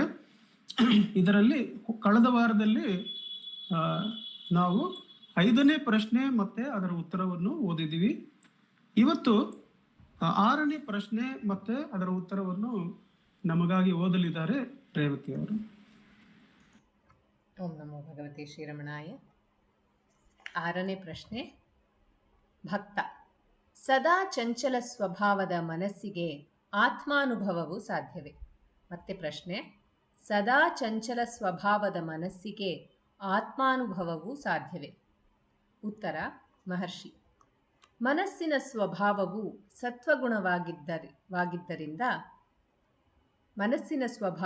ಸತ್ವಗುಣವಾದ್ದರಿಂದ ಮತ್ತು ಮನಸ್ಸು ಆಕಾಶದಂತೆ ನಿರ್ಮಲ ಮತ್ತು ವಿಶಾಲವಾಗಿರುವುದರಿಂದ ಮನಸ್ಸೆಂದು ಕರೆಸಿಕೊಳ್ಳುವುದು ನಿಜಕ್ಕೂ ಜ್ಞಾನದ ಸ್ವಭಾವವಾಗಿದೆ. ಅದು ತನ್ನ ಸಹಜ ಸ್ಥಿತಿಯಲ್ಲಿದ್ದಾಗ ಅದಕ್ಕೆ ಮನಸ್ಸು ಎಂಬ ಹೆಸರು ಸಹ ಇರುವುದಿಲ್ಲ. ಒಂದನ್ನೊಂದು ತಪ್ಪಾಗಿ ತಿಳಿಯುವ ಅವಿದ್ಯೆಯೇ ಮನಸ್ಸೆಂದು ಕರೆಸಿಕೊಳ್ಳುವುದು. ಶುದ್ಧ ಜ್ಞಾನದ ಸ್ವಭಾವದ ಶುದ್ಧ ಸತ್ವವಾಗಿದ್ದ ಮನಸ್ಸು ಅವಿದ್ಯೆಯ ಕಾರಣದಿಂದ ರಜೋಗುಣದಿಂದ ಕೂಡಿದ ವಿರುದ್ಧ ಶಕ್ತಿಗಳ ಪ್ರಭಾವಕ್ಕೆ ಒಳಗಾಗಿ ತನ್ನ ಜ್ಞಾನ ಸ್ವಭಾವವನ್ನು ಮರೆಯುತ್ತದೆ ಮತ್ತು ವಿಷಯ ಪ್ರಪಂಚಕ್ಕೆ ರೂಪಾಂತರ ಹೊಂದಿ ನಾನು ದೇಹ, ಈ ಪ್ರಪಂಚ ಸತ್ಯ ಎಂದು ಭ್ರಮಿಸುತ್ತದೆ. ಪರಿಣಾಮವಾಗಿ ಅದು ರಾಗದ್ವೇಷಗಳ ಮೂಲಕ ಪುಣ್ಯ ಪಾಪಗಳನ್ನು ಗಳಿಸುತ್ತದೆ. ಕಳೆದುಳಿದ ಪೂರ್ವ ವಾಸನೆಗಳ ಮೂಲಕ ವ್ಯಕ್ತಿಯು ಜನನ ಮತ್ತು ಮರಣವನ್ನು ಪಡೆಯುತ್ತಾನೆ. ಆದರೆ ಹಿಂದಿನ ಅನೇಕ ಜನ್ಮಗಳಲ್ಲಿ ಮಾಡಿದ ನಿಷ್ಕಾಮ ಕರ್ಮಗಳ ಮೂಲಕ ಮಲಿನತೆಯನ್ನು ಕಳೆದುಕೊಂಡು ಮನಸ್ಸು ಸತತ ಆತ್ಮಧ್ಯಾನದ ಫಲವಾದ ಸ್ವಸ್ವರೂಪ ಸ್ಥಿತಿಯನ್ನು ಗಳಿಸಲು ಸದ್ಗುರುವಿನ ಶಾಸ್ತ್ರಗಳ ಉಪದೇಶವನ್ನು ಶ್ರದ್ಧೆಯಿಂದ ಶ್ರವಣ ಮಾಡಿ ಅದರ ಅರ್ಥವನ್ನು ಮನನ ಮಾಡುತ್ತಾ ಧ್ಯಾನಿಸುತ್ತದೆ. ಮಲಿನತೆಯನ್ನು ಕಳೆದುಕೊಂಡಾಗ ಮನಸ್ಸು ಸೂಕ್ಷ್ಮವೂ ಸ್ಥಿರವೂ ಆಗುತ್ತದೆ. ನಯವಾದ ರೇಷ್ಮೆ ಬಟ್ಟೆಯನ್ನು ಭಾರವಾದ ಹಾರೆಕೋಲಿನಿಂದ ಹೊಲಿಯಲು ಹೇಗೆ ಸಾಧ್ಯವಿಲ್ಲವೋ, ಸೂಕ್ಷ್ಮವಾದ ಪದಾರ್ಥಗಳ ವಿವರಗಳಲ್ಲಿರುವ ವ್ಯತ್ಯಾಸವನ್ನು ಗಾಳಿಯಲ್ಲಿ ಕಂಪಿಸುತ್ತಿರುವ ದೀಪದ ಜ್ಯೋತಿಯಲ್ಲಿ ಹೇಗೆ ಕಾಣಲಾಗುವುದಿಲ್ಲವೋ, ಹಾಗೆ ಕಲುಷಿತವಾದ ಅತಿ ಹೆಚ್ಚಿನ ಚಟುವಟಿಕೆಗೆ ಅಥವಾ ಆಲಸ್ಯಕ್ಕೆ ಒಳಗಾದ ಮನಸ್ಸಿನಿಂದ ಮಾತ್ರ ಅತಿ ಸೂಕ್ಷ್ಮವಾದ ಸ್ಥಿರವಾದ ಅಸ್ತಿತ್ವವನ್ನು ಅನುಭವಿಸಲು ಸಾಧ್ಯವೇ ಇಲ್ಲ. ಆದರೆ ಮೇಲೆ ವಿವರಿಸಿದ ಧ್ಯಾನದಿಂದ ಶುದ್ಧವಾದ ಸೂಕ್ಷ್ಮತೆಯನ್ನು ಸ್ಥಿರತೆಯನ್ನು ಪಡೆದುಕೊಂಡ ಮನಸ್ಸಿನಲ್ಲಿ ಆತ್ಮಾನಂದವು ಪ್ರಕಟಗೊಳ್ಳುತ್ತದೆ. ಮನಸ್ಸು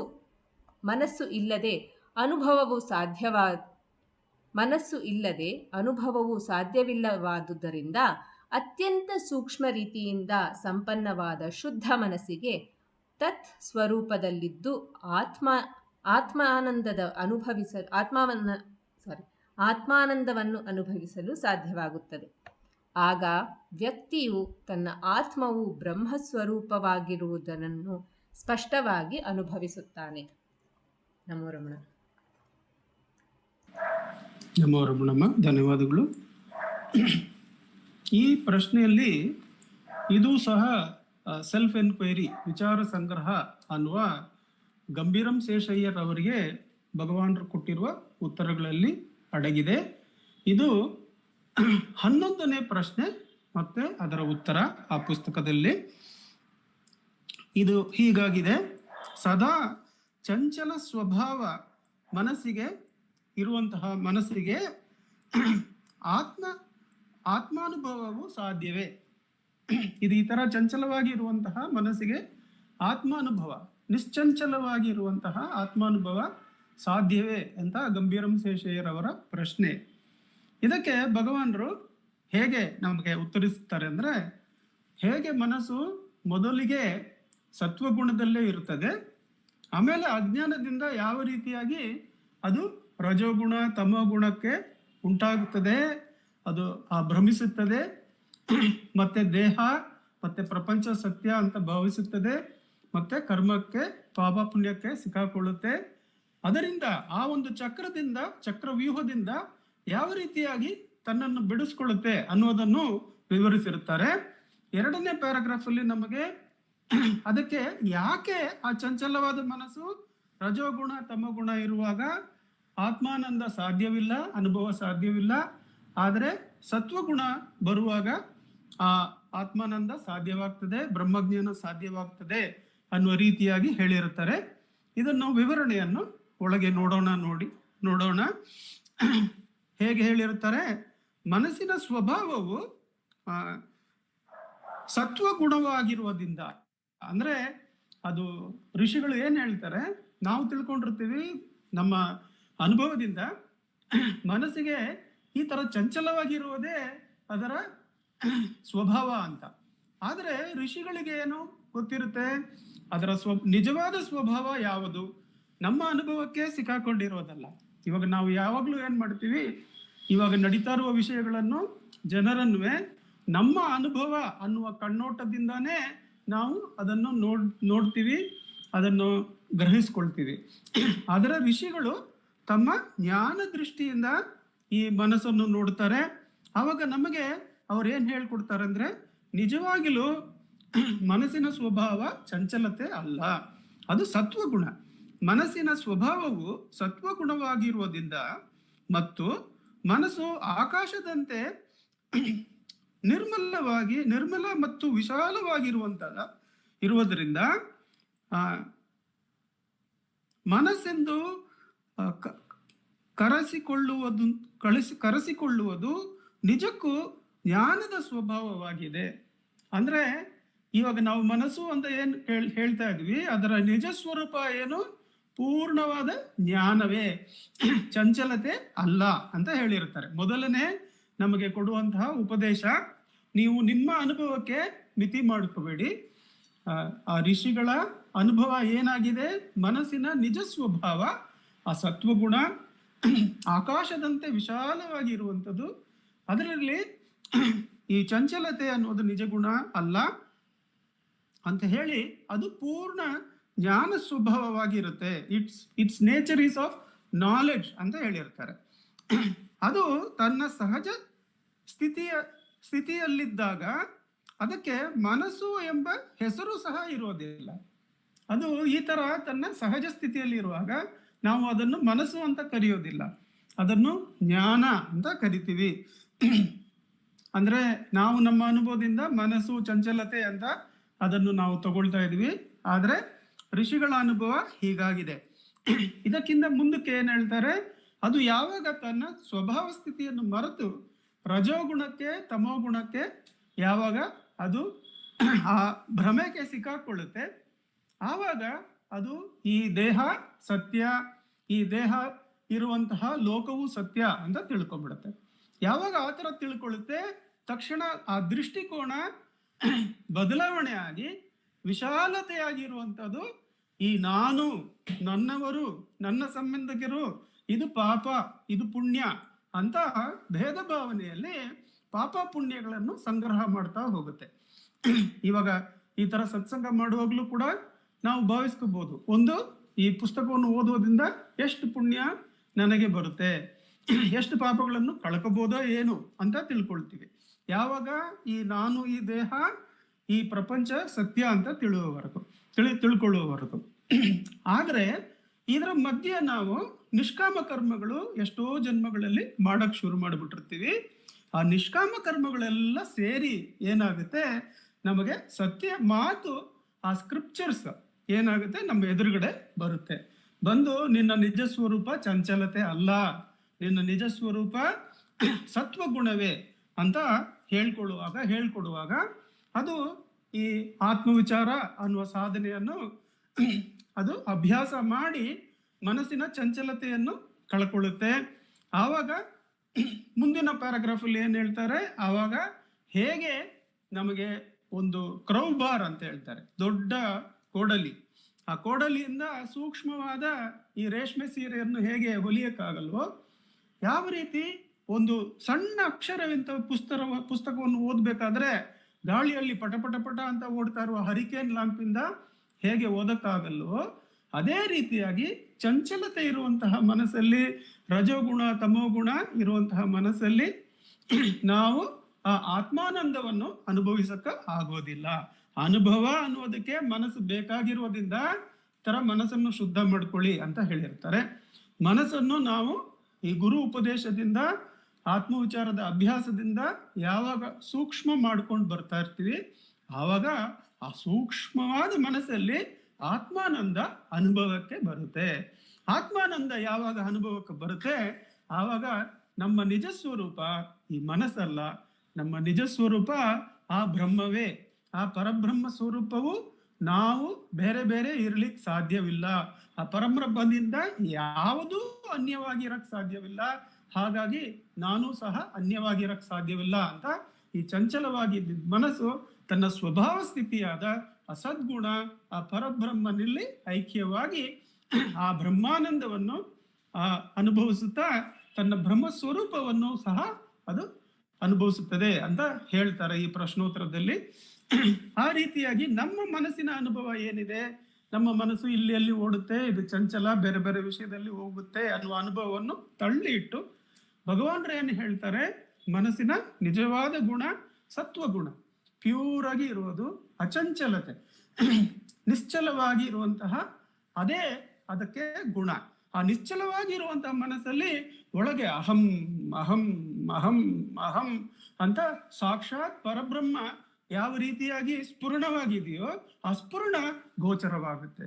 ಮನಸ್ಸು ಚಂಚಲವಾಗಿ ಲೋಕದಿಂದ ಹೋಗುವಾಗ ಹೇಗೆ ನಮಗೆ ಸಾಧುವಾಂ ಸ್ವಾಮಿಗಳು ಹೇಳ್ತಾರೆ ಧ್ಯಾನ ಹಾಡಲ್ಲಿ, ಲೋಕದ ಯೋಚನೆ ಬಂದಾಗ ಆ ಬ್ರಹ್ಮನ ಯೋಚನೆ ಹೋಗ್ಬಿಡುತ್ತದೆ. ಬ್ರಹ್ಮನ ಯೋಚನೆ ಏಕಮಾಗಿ ಹಿಡ್ಕೊಂಡು ಬಂದಾಗ, ಆ ದೇವರ ಯೋಚನೆ ಧ್ಯಾನವನ್ನು ಏಕಮಾಗಿ ಹಿಡ್ಕೊಂಡು ಬಂದಾಗ ಮನಸ್ಸು ಶುದ್ಧವಾಗ್ತಾ ಬರುತ್ತದೆ. ಆ ಶುದ್ಧವಾದ ಮನಸ್ಸಲ್ಲಿ ಆ ಅಹಂ ಅಹಂ ಅಹಂ ಅಂತ ಆ ಆನಂದ ಸ್ಫುರಣವಾದ ಆ ಬ್ರಹ್ಮ ಸ್ಫುರಣ, ಆ ಅಹಂ ಸ್ಫುರಣ ಗೋಚರವಾಗ್ತದೆ. ಅದನ್ನು ಅನುಭವಿಸ್ತಾ ಅನುಭವಿಸ್ತಾ ಈ ನಾನು, ಈ ದೇಹ, ಈ ಲೋಕ ಸತ್ಯ ಅಂತ ಏನ್ ಭ್ರಮೆ ಇತ್ತು, ಆ ರಜೋಗುಣ ತಮೋಗುಣ ಏನಿತ್ತು, ಅದು ಪೂರ್ಣವಾಗಿ ನಿವೃತ್ತಿಯಾಗಿ ತನ್ನ ಸ್ವಭಾವವಾದ ಸದ್ಗುಣದಲ್ಲಿ ಆ ಬ್ರಹ್ಮ ಸ್ವರೂಪದಲ್ಲಿ ಏಕಮಾಗಿ ಸಾಯುಜ್ಯವಾಗಿ ಇರುವಂತಹ ಆ ಅಭ್ಯಾಸ ನಮಗೆ ಸ್ವಭಾವ ಸ್ಥಿತಿ ಆಗ್ಬಿಡುತ್ತದೆ ಅಂತ ಭಗವಾನರು ಉಪದೇಶಿಸ್ತಾರೆ. ಈ ಒಂದು ಉಪದೇಶವನ್ನು ನಾವು ಆಚರಿಸಿ ಅವರ ಅನುಗ್ರಹದಿಂದ ಒಂದು 10 ನಿಮಿಷದ ಕಾಲ ಆತ್ಮವಿಚಾರವನ್ನು ಅಭ್ಯಾಸ ಮಾಡೋಣ. ರೇವತಿಮ್ಮ, ನಮಗೆ ಟೈಮ್ದು ಅಲಾರ್ಮ್ ಸೆಟ್ ಮಾಡಿ ಕೊಡ್ತೀರಾ? ನಮೋ ರಮಣ.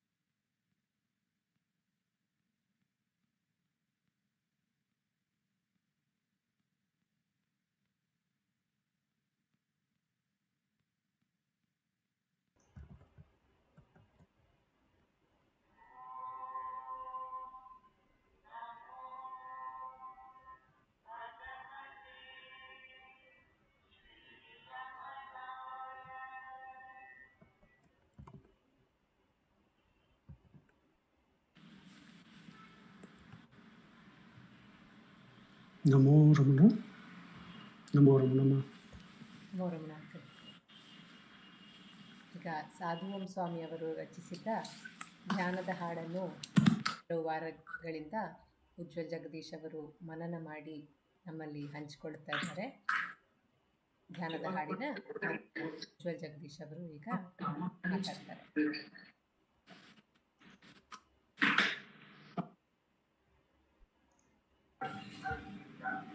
ಓಂ ನಮೋ ಭಗವತೆ ಶ್ರೀರಮಣಾಯ. ಕಣ್ಣ ಮುಚ್ಚಿ ಕುಳಿತುಕೋ, ದೇವರನ್ನೇ ನೆನೆದುಕೋ, ಯೋಚನೆಗಳ ನೆನೆಯದೆ ದೇವರನ್ನೇ ನೆನೆದುಕೋ. ಲೋಕವನ್ನು ನೆನೆದರೆ ದೈವ ನೆನೆಪು ಮರೆಯುವುದು, ಬೇಕು ಛಲವು ಮೊದಲಿಗೆ ಧ್ಯಾನವನ್ನು ಮಾಡು ನೀ. ಯಾವ ರೂಪ ನೆನೆವೆವೋ ಅದೇ ರೂಪ ತಾಳುವುದು, ನಾಮರೂಪ ಇಲ್ಲದ ಶುದ್ಧ ಮೌನ ಚಿನ್ಮಯ. ಆನಂದದ ಒಂದು ವಸ್ತು ಹೃದಯದಲ್ಲಿ ಇರುವುದು, ಪ್ರೀತಿಯಿಂದ ಹುಡುಕಿದರೆ ಮಿತಿಯಿಲ್ಲದ ಸುಖವದು. ಸಾಧು ಸ್ವಾಮಿಗಳು ಪುಟ್ಟ ಮಕ್ಕಳಿಗೂ ಈ ಆತ್ಮ ವಿಚಾರದ ಮಾರ್ಗವನ್ನ ತಿಳಿಸಲು, ಈ ಆತ್ಮ ವಿಚಾರದ ಮಾರ್ಗ ಎಲ್ಲರೂ ಇದನ್ನ ಸಾಧನೆಯನ್ನ ಮಾಡಬಹುದು, ಎಲ್ಲರೂ ನಾವೇ ಆತ್ಮ ಎನ್ನುವ ಸತ್ಯವನ್ನ ತಿಳಿಬಹುದು ಅನ್ನೋದಕ್ಕೆ ಈ ಸುಂದರವಾದ ಧ್ಯಾನ ಹಾಡನ್ನ ಬರೆದು ನಮಗೆ ನೀಡಿದ್ದಾರೆ. ಭಗವಾನ್ ರಮಣರ ಮೊದಲನೇ ಉಪದೇಶ ಸುಮ್ಮನೆ ಇರು ಎನ್ನುವುದು ಮೊದಲನೇ ಸಾಲಿನಲ್ಲಿ ಸಾಧು ಸ್ವಾಮಿಗಳು ಬರೀತಾರೆ.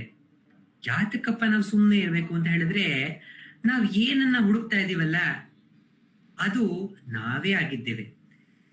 ಸಮುದ್ರದಿಂದ ನೀರು ಆವಿಯಾಗಿ ಮೋಡವಾಗತ್ತೆ. ಮೋಡವಾದ ನಂತರ ಅದು ನೆಲಕ್ಕೆ ಬಂದು ಅದು ಮಳೆಯಾಗಿ ಸುರಿಯುತ್ತೆ. ಮಳೆಯಾಗಿ ಸುರಿದ್ಮೇಲೆ ಆ ಮಳೆಯ ನೀರು ಹೊಳೆಯಾಗಿ ಮತ್ತೆ ನದಿಯನ್ನ ಸೇರುತ್ತೆ. ಆ ನದಿ ಇದೆಯಲ್ಲ, ಬಹಳ ಕಷ್ಟಪಟ್ಟು ದೊಡ್ಡ ದೊಡ್ಡ ಬಂಡೆಗಳನ್ನ ಏರುತ್ತಾ, ಆ ಬಂಡೆಗಳು ದಾರಿ ಬಿಡದೆ ಇದ್ರೆ ಬೇರೆ ಒಂದು ಮಾರ್ಗವನ್ನ ಮಾಡುತ್ತಾ ಕಷ್ಟಪಟ್ಟು ತಮ್ಮ ಸಾಧನೆಯನ್ನ ಮಾಡಿ ಮಾಡಿ ಮಾಡಿ ಕೊನೆಗೆ ಸಮುದ್ರವನ್ನ ಸೇರುತ್ತೆ. ಯಾತಕ್ ಸಮುದ್ರ ಸೇರುತ್ತೆ ಅಂತ ಹೇಳಿದ್ರೆ, ಅದರ ನಿಜವಾದ ಮೂಲ ಸಮುದ್ರ, ಅದರ ನಿಜವಾದ ಸ್ವರೂಪ ನೀರು. ಅದರಿಂದ ಆ ನದಿ ಸಮುದ್ರದೆಡೆಗೆ ಸಾಗುತ್ತೆ. ಅದೇ ರೀತಿ ಈ ನದಿ ಇದೆಯಲ್ಲ, ನದಿ ಆತ್ಮ ವಿಚಾರದಿಂದ ಇದನ್ನ ತಿಳ್ಕೊಂಡ್ರೆ, ಈ ಸತ್ಯವನ್ನ ತಿಳ್ಕೊಂಡ್ರೆ, ನಾನು ಸಮುದ್ರದಲ್ಲಿದ್ದಾಗ್ಲೂ ನೀರಾಗಿದ್ದೆ, ಈಗಲೂ ನಾನು ನೀರಾಗಿದ್ದೇನೆ.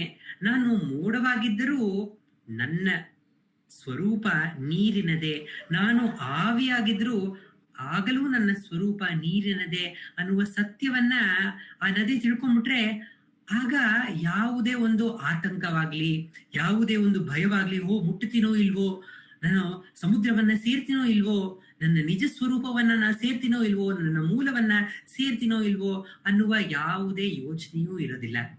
ಆದ್ರಿಂದ ನಾವು ನಮ್ಮ ನಿಜ ಸ್ವರೂಪವನ್ನ ತಿಳ್ಕೊಂಡ್ಬಿಟ್ರೆ, ನಾವ್ ಏನನ್ನ ಹುಡುಕ್ತಾ ಇದ್ದೀವೋ ಅದಾಗೆ ನಾವಿದ್ದೇವೆ ಅನ್ನುವ ಸತ್ಯ ನಮಗೆ ತಿಳಿದ್ಬಿಟ್ಟಾಗ ಆಗ ಯಾವ ಕೆಲಸವೂ ಮಾಡುವ ಅಗತ್ಯತೆ ಇಲ್ಲ. ಆದ್ರಿಂದ ಭಗವಾನ್ ರಮಣರು ಹೇಳ್ತಾರೆ, ನಾನಿದ್ದೀನಲ್ಲ, ಜ್ಞಾನದ ನೆರೆಯಲ್ಲಿ ಇರುವವನಿಗೆ ಯಾವ ಕೆಲಸವೂ ಇಲ್ಲ, VIP ವೇಲೆ ಇಲ್ಲದ ಪಯ್ಯೆ ಅಂತ ಅವರನ್ನವರೇ ಹೇಳ್ಕೊಂಡು ನಕ್ಕಿದ್ದು ಉಂಟು. ಆ ನೆಲೆಯಲ್ಲಿ, ಆ ಉತ್ಕೃಷ್ಟ ಜ್ಞಾನಿಯ ನೆಲೆಯಲ್ಲಿ ಮಾಡುವುದಕ್ಕೆ ಯಾವ ಕೆಲಸವೂ ಇಲ್ಲ. ಆದ್ರೆ ನಾವೇನ್ ಮಾಡ್ತಾ ಇದ್ದೀವಿ, ನಾವು ಏನನ್ನೋ ಪಡಿಬೇಕು ಅನ್ನುವ ಒಂದು ಆಸೆಯಲ್ಲಿ, ಆನಂದವನ್ನ ಪಡಿಬೇಕು ಅನ್ನೋ ಆಸೆಯಲ್ಲಿ ನಾವು ಹೊರ ಪ್ರಪಂಚವನ್ನ, ಲೋಕದ ವಿಚಾರವನ್ನ ಮಾಡ್ತಾ ಇದ್ದೇವೆ. ಸಾಧು ಸ್ವಾಮಿಗಳು ಭಗವಾನ್ ರಮಣರು ಹೇಳಿದ್ದ ಮಾತನ್ನೇ, ಈ ಲೋಕ ವಿಚಾರ ಮಾಡುವುದರಿಂದ ಸಂತೋಷ ಸಿಗುವುದಿಲ್ಲ. ಯಾಕಂದ್ರೆ ಸಂತೋಷ ಅಲ್ಲೆಲ್ಲೂ ಇಲ್ಲ. ಸಂತೋಷದ ನಿಜವಾದ ನಿಧಿ ಎಲ್ಲಿದೆ ಅಂತ ಹೇಳಿದ್ರೆ ನಿಮ್ಮ ಹೃದಯದಲ್ಲೇ ಇದೆ. ಸಂತೋಷ ಹೊರಗಿನ ವಸ್ತುವಲ್ಲಿತ್ತು ಅಂತ ಹೇಳಿದ್ರೆ ಭಗವಾನ್ ರಮಣರು ಒಂದು ಸುಲಭವಾದ ಒಂದು ಉದಾಹರಣೆ ಕೊಡ್ತಾರೆ. ಎಲ್ಲರಿಗೂ ಸಿಹಿ ತಿನಿಸನ್ನ ತಿಂದ್ರೆ ಸಂತೋಷ ಆಗತ್ತೆ, ಅದು ಎಲ್ಲರಿಗೂ ತಿಳಿದಿರೋ ಮಾತು. ಆದ್ರೆ ಈ ಸಿಹಿ ತಿನಿಸನ್ನ ತಿಂದಾಗ ಎಲ್ಲರಿಗೂ ಸಮನಾಗಿ ಸಂತೋಷ ಆಗತ್ತಾ ಅಂತ ಕೇಳಿದ್ರೆ ಇಲ್ಲ. ಒಬ್ಬೊಬ್ರಿಗೆ ಮಧುಮೇಹ ಅಂದ್ರೆ ಸಕ್ಕರೆ ಕಾಯಿಲೆ ಇದ್ದವ್ರಿಗೆ ಅವ್ರಿಗೆ ತಿನ್ಬೇಕು ಅಂತ ಆಸೆ ಇರ್ಬೋದು, ಆದ್ರೆ ತಿಂದಾದ ಮೇಲೆ ಅವರು ದುಃಖಕ್ಕೆ ಕಾರಣ ಆಗತ್ತೆ ಅಂತ ಹೇಳಿ ಅವರು ಸಿಹಿಯನ್ನ ಸ್ವೀಕರಿಸೋದಿಲ್ಲ. ರಮಣರ ಭಕ್ತರು ಕೇಳ್ತಾರೆ, ಅದು ಹುಷಾರಿಲ್ದೇ ಇರೋರು ಆತರ ಹೇಳ್ಬೋದು, ಮಧುಮೇಹ ಇದ್ರೆ ಆತರ. ಆದ್ರೆ ಸಹಜವಾಗಿ ಆರೋಗ್ಯವಾಗಿರೋರ್ಗೆ ಸಿಹಿಯನ್ನ ಕೊಟ್ರೆ ಅವ್ರಿಗೆ ಸಂತೋಷ ಆಗ್ಬೇಕಲ್ಲ, ಸಂತೋಷ ಕೊಡುತ್ತೆ ತಾನೆ ಸಿಹಿ ಅಂತ ಕೇಳಿದಾಗ ಭಗವಾನ್ ರಮಣರ್ ಹೇಳ್ತಾರೆ, ಹೌದು ಕೊಡ್ಬೋದೇನೋ ಸಂತೋಷ, ಆದ್ರೆ ಈಗ ತಾನೇ ಹೊಟ್ಟೆ ತುಂಬಾ ಊಟವನ್ನ ತಿಂದು ಅವರಿಗೆ ಏನಾದ್ರೂ ಸಿಹಿ ಕೊಟ್ರೆ ಅವ್ರಿಗೆ ತಿನ್ನೋದ್ರಿಂದ ಸಂತೋಷ ಆಗತ್ತಾ? ಒಂದು ಸಿಹಿ ತಿಂದ್ರೆ ಸಂತೋಷ ಆಗುತ್ತೆ. ಅದೇ ರೀತಿ 10 ಸಿಹಿ ಪದಾರ್ಥಗಳನ್ನ ಕೊಟ್ಟು ತಿನ್ನು, ಈಗಲೇ ತಿನ್ನು, ನಿನಗೆ ಸಂತೋಷ ಆಗುತ್ತೆ ಅಂತ ನೀಡಿದ್ರೆ ಅದರಿಂದ ಸಂತೋಷ ಆಗತ್ತಾ?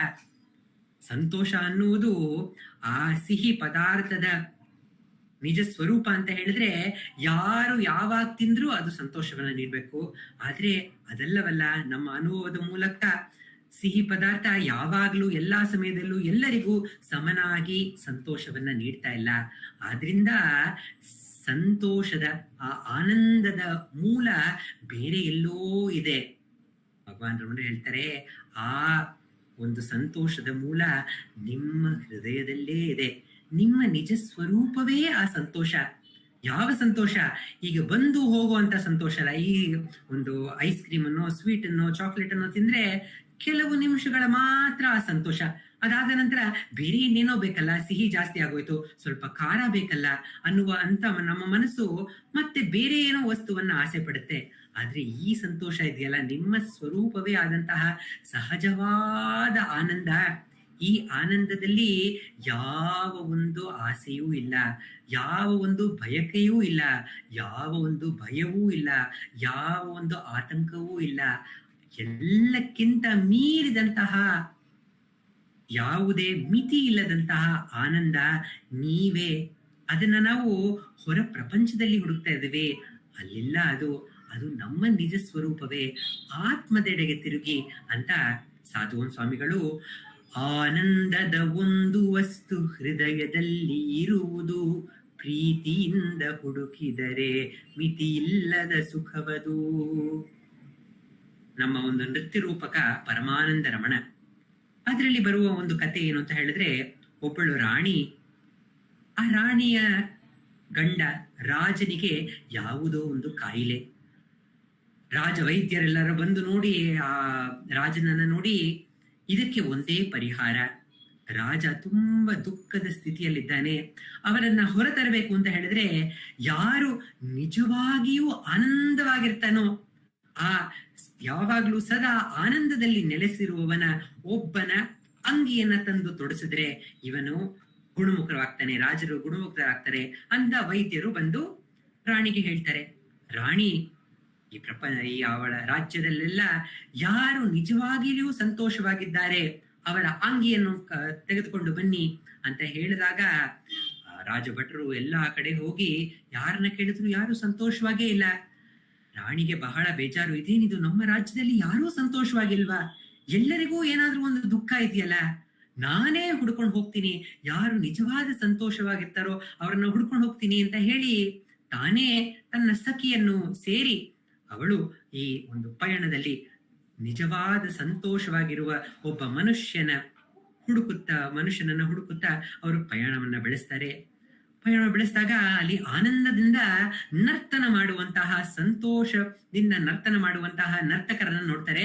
ಆಹಾ, ಇವರು ಎಷ್ಟು ಆನಂದದಿಂದ ನರ್ತನ ಮಾಡ್ತಾ ಇದ್ದಾರೆ, ಇವರ ಅಂಗಿಯನ್ನ ಪಡೆದುಕೊಂಡು ಹೋಗಿ ರಾಜನಿಗೆ ತೊಡಸಿದ್ರೆ ಅವನ ಎಲ್ಲಾ ರೋಗ ವಾಸಿಯಾಗುತ್ತೆ ಅನ್ನೋ ಒಂದು ಯೋಚನೆ ಬರುವ ಮೊದಲೇ ಅಲ್ಲಿ ಒಂದು ಗಲಾಟೆ ಏನೋ ನಡೆದು ಎಲ್ಲರೂ ಚೆಲ್ಲಾಪಿಲ್ಲಿಯಾಗಿ ಎಲ್ಲರೂ ದುಃಖ ತ್ರಸ್ತರಾಗಿ ಅವರು ಅಲ್ಲಿಂದ ಹೊರಟು ಬಿಡ್ತಾರೆ. ಅಯ್ಯೋ, ಇದೇನಿದು, ಆನಂದದಿಂದ ಒಂದು ನಿಮಿಷದ ಮುಂಚೆ ಆನಂದದ ನರ್ತಿಸ್ತಾ ಇದ್ರು, ಆ ನರ್ತನ ಮುಗಿಯುವುದರಲ್ಲೇ ಮತ್ತೆ ದುಃಖಕ್ಕೆ ಈಡಾದ್ರಲ್ಲ, ಈ ಪ್ರಪಂಚದಲ್ಲಿ ಸುಖವೇ ಇಲ್ಲವೇ, ಆನಂದವೇ ಇಲ್ಲವೇ ಅಂತ.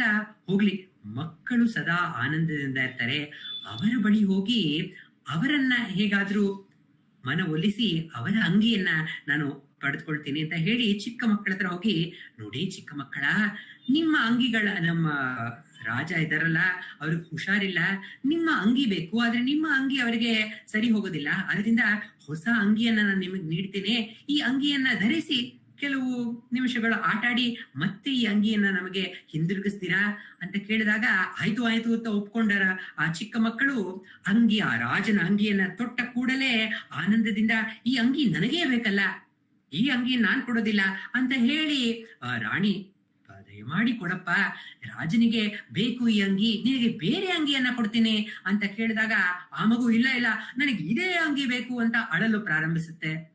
ಆಗ ರಾಣಿಗನ್ಸುತ್ತೆ, ಅಯ್ಯೋ ಇದೇನಿದು, ಮಕ್ಕಳು ಆನಂದದಿಂದಲಿರ್ತಾರೆ ಅಂತ ಅನ್ಕೊಂಡಿದ್ದೆ, ಆದ್ರೆ ಮಕ್ಕಳಿಗೂ ದುಃಖ ಬರುತ್ತೆ, ಎಲ್ಲಾದ್ರೂ ಆಟವಾಡುವಾಗ ಬಿದ್ದಾಗ ಅಳ್ತಾರೆ, ಮತ್ತೆ ಏನೋ ಒಂದು ಬೇಕು ಅನ್ನೋದು ಸಿಗದೆ ಇದ್ರೆ ಅಳ್ತಾರೆ. ಸೊ ಅದರಿಂದ ಮಕ್ಕಳು ಕೂಡ ಆನಂದದಿಂದಿಲ್ಲ, ಈ ಪ್ರಪಂಚದಲ್ಲೇ ಆನಂದ ಇಲ್ಲವಾ, ನಾನು ಒಂದು ತಪ್ಪ ಜಾಗದಲ್ಲಿ ಹುಡುಕ್ತಾ ಇದ್ದೇನೆ ಆನಂದವನ್ನ, ಈ ಆನಂದವೇ ಇಲ್ಲವಾ, ಯಾರು ಸಂತೋಷವಾಗಿಲ್ಲವಾ ಅಂತ ಬೇಸರಪಟ್ಟು ಅವಳು ಆ ಸ್ಥಿತಿಯಲ್ಲಿದ್ದಾಗ ಆ ಗೆಳತಿ ಬಂದು ಹೇಳ್ತಾಳೆ, ಬಾ ನಿನ್ನ ಕರ್ಕೊಂಡು ಹೋಗ್ತೀನಿ, ನಿಜವಾದ ಆನಂದ ನೆಲೆಯಲ್ಲಿ ಇರುವ ಒಬ್ಬರನ್ನ ತೋರಿಸ್ತೀನಿ ಅಂತ ಹೇಳಿ ಭಗವಾನ್ ರಮಣರ ಸನ್ನಿಧಿಗೆ ಕರ್ಕೊಂಬರ್ತಾಳೆ. ಭಗವಾನ್ ರಮಣರ ಸನ್ನಿಧಿಯಲ್ಲಿ ಆನಂದದಲ್ಲಿ ರಮಣರು ನೆಲೆಸಿದ್ದಾರೆ. ಅವರ ಸುತ್ತ ಇರುವ ಪ್ರಾಣಿ ಪಕ್ಷಿ ಗಿಡ ಮರ ಮನುಷ್ಯರು ಮಕ್ಕಳು ಮುದಿಯರು ಎಲ್ಲರೂ ಆನಂದದಿಂದ ತೇಲ್ತಾ ಇದ್ದಾರೆ. ಇದನ್ನ ನೋಡಿದ ಕೂಡಲೇ ರಾಣಿಗೆ ಖುಷಿ ಆಗತ್ತೆ, ಆಹಾ ನಿಜವಾದ ಆನಂದಮಯ ಒಬ್ಬ ಮನುಷ್ಯನನ್ನ ಕಂಡೆ. ಆದ್ರೆ ತಿರ್ಗಾ ಅವಳಿಗೆ ದುಃಖ ಆವರಿಸುತ್ತೆ, ಇಲ್ಲಿಯೂ ಆನಂದವನದಲ್ಲಿ ನೆಲೆಸಿರುವ ಒಬ್ಬ ಮನುಷ್ಯನನ್ನ ಕಂಡೆ, ಆದ್ರೆ ಈ ಮನುಷ್ಯ ಯಾವ ಒಂದು ಅಂಗಿಯನ್ನೂ ತೊಡ್ಕೊಂಡಿಲ್ವೇ, ನಾ ಏನನ್ನ ತೆಗೆದುಕೊಂಡು ಹೋಗ್ಲಿ ನನ್ನ ರಾಜನ ಬಳಿಗೆ ಅಂತ ಹೇಳಿ ಆ ರಮಣರಿಗೆ ಶರಣಾಗಿ, ರಮಣರೇ ನಿಮ್ಮ ಆನಂದದ ಒಂದು ರಹಸ್ಯ ಏನು, ನೀವು ಎಲ್ಲವನ್ನ ಬಿಟ್ಟು ಬಂದಿದ್ದೀರಲ್ಲ, ನಾನು ರಾಣಿ, ನನಗೆ ನನ್ನ ಅರಮನೆ ಬಟ್ಟೆ ಬರಹ ಒಡವೆ ಇದೆಲ್ಲ ಇರುವುದರಿಂದಲೇ ನನಗೆ ದುಃಖ ಆಗ್ತಾ ಇದೆಯಾ, ಎಲ್ಲವನ್ನ ಬಿಟ್ರೆ ಆನಂದ ಸಿಗುತ್ತಾ ಅಂತ ಭಗವಾನ್ ರಮಣರು ಕೇಳಿದಾಗ ಭಗವಾನ್ ರಮಣರು ಹೇಳ್ತಾರೆ, ಅದಲ್ಲ, ಅದರಿಂದ ಎಲ್ಲ ಬಿಡುವುದರಿಂದ ಆನಂದ ಸಿಗುತ್ತೆ ಅಂತ ಹೇಳಿದ್ರೆ ಭಿಕ್ಷುಕರು ಸದಾ ಆನಂದ ನೆಲೆಯಲ್ಲೇ ಇರ್ಬೇಕಲ್ವಾ, ಅವ್ರ ಹತ್ರ ಊಟ ತಿನ್ನಲು ಊಟ ಇಲ್ಲ, ಹಾಕೊಳ್ಳೋಕೆ ಬಟ್ಟೆ ಇಲ್ಲ, ಇರಲು ಮನೆ ಇಲ್ಲ, ಆದ್ರಿಂದ ಭಿಕ್ಷುಕರೆಲ್ಲರೂ ಎಲ್ಲವನ್ನ ಬಿಟ್ಟಿರೋರು, ಅವರು ಸದಾ ಆನಂದದ ನೆಲೆಯಲ್ಲಿ ಇರ್ಬೇಕಲ್ಲ, ಅದು ಸತ್ಯವೇ ಅಂತ ಕೇಳಿದಾಗ ಇಲ್ಲ, ಭಿಕ್ಷುಕರಿಗೂ ಹಸಿವು ಅನ್ನುವ ಒಂದು ದುಃಖ ಇದೆ, ತಮ್ಮ ಹತ್ರ ಬಟ್ಟೆ ಇಲ್ಲ, ಚಳಿಯಿಂದ ಕಾಪಾಡಿಕೊಳ್ಳಲು ಬಟ್ಟೆ ಇಲ್ಲ, ಬಿಸಿಲಿಂದ ಕಾಪಾಡಿಕೊಳ್ಳಲು ಒಂದು ನೆರಳಿಲ್ಲ ಅನ್ನುವ ದುಃಖ ಅವರಿಗೂ ಕೂಡ ಇದೆ. ಆದ್ರಿಂದ ಭಗವಾನ್ ರಮಣರು ಹೇಳ್ತಾರೆ, ಯಾವುದೇ ವಸ್ತು ಇರುವುದರಿಂದಲೋ ಅಥವಾ ಇಲ್ಲದೆ ಇರೋದ್ರಿಂದಲೋ ಆನಂದ ಸಿಗೋದಿಲ್ಲ, ಆನಂದ ನಿಮ್ಮ ಸ್ವರೂಪವೇ. ನಿಮಗೆಲ್ಲರಿಗೂ 10 ಮುಟ್ಟಾಳರ ಕತೆ ಗೊತ್ತಿರಬೇಕು. ಈ 10 ಮುಟ್ಟಾಳರು ಪಯಣವನ್ನ ನಡೆಸ್ತಾ ಇರ್ಬೇಕಾದ್ರೆ ಒಂದು ನದಿಯನ್ನ ದಾಟುವ ಒಂದು ಸನ್ನಿವೇಶ ಬರುತ್ತೆ. ನದಿಯನ್ನ ದಾಟಿದ್ಮೇಲೆ ನಾವೆಲ್ಲರೂ ಬಂದಿದೀವೋ ಇಲ್ವೋ ಒಂದ್ಸತಿ ಚೆಕ್ ಮಾಡ್ಕೋಬೇಕಲ್ಲ ಅಂತ ಹೇಳಿ ಎಲ್ಲರೂ ಕೌಂಟ್ ಮಾಡ್ತಾರೆ. ಕೌಂಟ್ ಮಾಡಿದಾಗ ಒಬ್ಬರು ಕಡಿಮೆ ಇದ್ದಾರಲ್ಲ, ಒಂದು ಸ್ನೇಹಿತ ಕಾಣಿಸ್ತಾ ಇಲ್ವಲ್ಲ ಅಂತ ದುಃಖದಲ್ಲಿ ಅವರೆಲ್ಲರೂ ಪರಿತಪಿಸುತ್ತಾ ಆ ಕಡೆ ಈ ಕಡೆ ಹುಡುಕುತ್ತಾ ನದಿಯನ್ನ ಬೈಯುತ್ತಾ, ಯಾತಕ್ಕೆ ನಮ್ಮ ಗೆಳೆಯನ್ನ ತೆಗೆದುಕೊಂಡ್ಬಿಟ್ಟೆ ಅಂತ ಅಳುತ್ತಾ ಇರ್ತಾರೆ.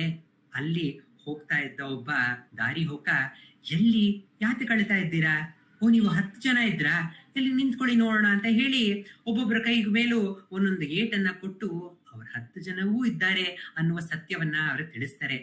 ಭಗವಾನ್ ರಮಣ ಈ ಕಥೆಯನ್ನ ಹೇಳ್ತಾ ಆ 10 ಜನ ಯಾರು ಕಳೆದೋಗ್ತಾರೆ ಅನ್ನುವ ಒಂದು ಪರಿಕಲ್ಪನೆ ಇಲ್ಲದೆ ಪಯಣವನ್ನ ನಡೆಸ್ತಾ ಇದ್ರಲ್ಲ, ಆಗಲೂ ಆ 10ನೇ ಅವನು ಇದ್ದ. ಯಾವಾಗ ಅವನು ಕಳೆದೋದ ಅಂತ ಭಾಸವಾಯ್ತೋ ಆಗಲೂ ಆ 10ನೇ ಗೆಳೆಯ ಇದ್ದ. ಯಾವಾಗ ಅವರು ಎಲ್ಲ ಕಡೆ ಹುಡುಕ್ತಾ ಇದ್ರು, ಆ ನದಿಯನ್ನ ಬೈತಾ ಇದ್ರು, ಯಾರು ಆ ನದಿಯನ್ನ ಪ್ರಾರ್ಥಿಸ್ತಾ ಇದ್ರು, ಆಗ ಕೂಡ 10ನೇ ಗೆಳೆಯ ಇದ್ದ. ಮತ್ತೆ ಆ ಒಂದು ದಾರಿ ಹೋಗ 10ನೇ ಅವನು ಇದ್ದಾನೆ ಅನ್ನುವುದನ್ನ ನಿರೂಪಿಸಿ ತೋರಿಸಿದಾಗ ಕೂಡ ಆ 10ನೇ ಗೆಳೆಯ ಇದ್ದ. ಆದ್ರಿಂದ ಈ ಆನಂದದ ವಸ್ತು ನಮ್ಗೆ ಕಾಣಿಸ್ತೇ ಇರ್ಬೋದು, ಇಲ್ಲದಂತೆ ಭಾಸವಾಗ್ಬೋದು. ಈ ಆನಂದದ ವಸ್ತು ಎಲ್ಲಿದೆ ಅಂತ ನಾವು ಎಲ್ಲಾ ಕಡೆ ಹುಡುಕ್ಬೋದು, ಕೊನೆಗೆ ಈ ಆನಂದದ ವಸ್ತು ನಮಗೆ ಪ್ರಾಪ್ತವೂ ಆಗ್ಬೋದು. ಆದ್ರೆ ಈ ಎಲ್ಲಾ ನೆಲೆಯಲ್ಲೂ ನಾವು ಆ ಆನಂದದ ವಸ್ತುವಾಗೇ ಇದ್ದೇವೆ. ಈ ನಿಜವನ್ನ ನೀನ್ ತಿಳ್ಕೊ, ಇದೇ ಸದಾ ಆನಂದದಲ್ಲಿ ಇರುವ ರಹಸ್ಯ ಅಂತ ರಾಣಿಗೆ ಹೇಳ್ತಾರೆ. ರಾಣಿ ಬಹಳ ಸಂತೋಷದಿಂದ, ನಿಮ್ಮ ಉಪದೇಶದಿಂದ ನಾನು ಧನ್ಯನಾದೆ ರಮಣ, ನಾನು ಬೇಗನೆ ಹೋಗಿ ಆ ರಾಜನನ್ನ ನಿಮ್ಮ ಬಳಿಗೆ ಕರೆದುಕೊಂಡ್ ಬರ್ತೀನಿ, ನಿಮ್ಮ ಸನ್ನಿಧಿಯಲ್ಲಿ ಅವರಿಗೆ ನಿಜವಾಗ್ಲೂ ಅವರು ಗುಣಮುಖರಾಗ್ತಾರೆ ಅಂತ ಆ ರಾಣಿಗೆ ಹೇಳಿದಾಗ ಭಗವಾನ್ ರಮಣರ್ ನಗ್ತಾರೆ. ಮತ್ತೆ ನೋಡು, ನೀನು ಒಂದು ನಮ್ಮ ಎಲ್ಲಾ ಸಮಸ್ಯೆಗಳಿಗೆ ಉತ್ತರವನ್ನ ನಾವೆಲ್ಲಿ ಹುಡುಕ್ತಾ ಇದ್ದೀವಿ? ಹೊರಗಿನ ಪ್ರಪಂಚದಲ್ಲಿ ಹುಡುಕ್ತಾ ಇದ್ದೀವಿ. ಎಲ್ಲಿದೆ ಸಲ್ಯೂಷನ್ ಅಂತ ಹೇಳಿದ್ರೆ ಅಲ್ಲಿ ಅರುಣಾಚಲದಲ್ಲಿ ರಮಣರ ಆಶ್ರಮದಲ್ಲಿದ್ದೆ ಅಂತ ದೂರ ಮಾಡ್ತಾ ಇದ್ದೇವೆ. ನೀನೇ ನಿನ್ನ ನಿಜ ಸ್ವರೂಪ ಆನಂದ ಅಂತ ತಿಳ್ಕೊಂಡ ಕೂಡಲೇ ನಿನ್ನ ಅಂಗಿಯೇ ಆ ನಿಜವಾದ ಆನಂದಮಯ ಮನುಷ್ಯನ ಅಂಗಿ ಆಗುತ್ತೆ. ನಿನ್ನ ಅಂಗಿಯನ್ನ ಕೊಟ್ಟ ಕೂಡಲೇ ಆ ರಾಜನಿಗೆ ರಾಜ ಗುಣಮುಖನಾಗ್ತಾನೆ.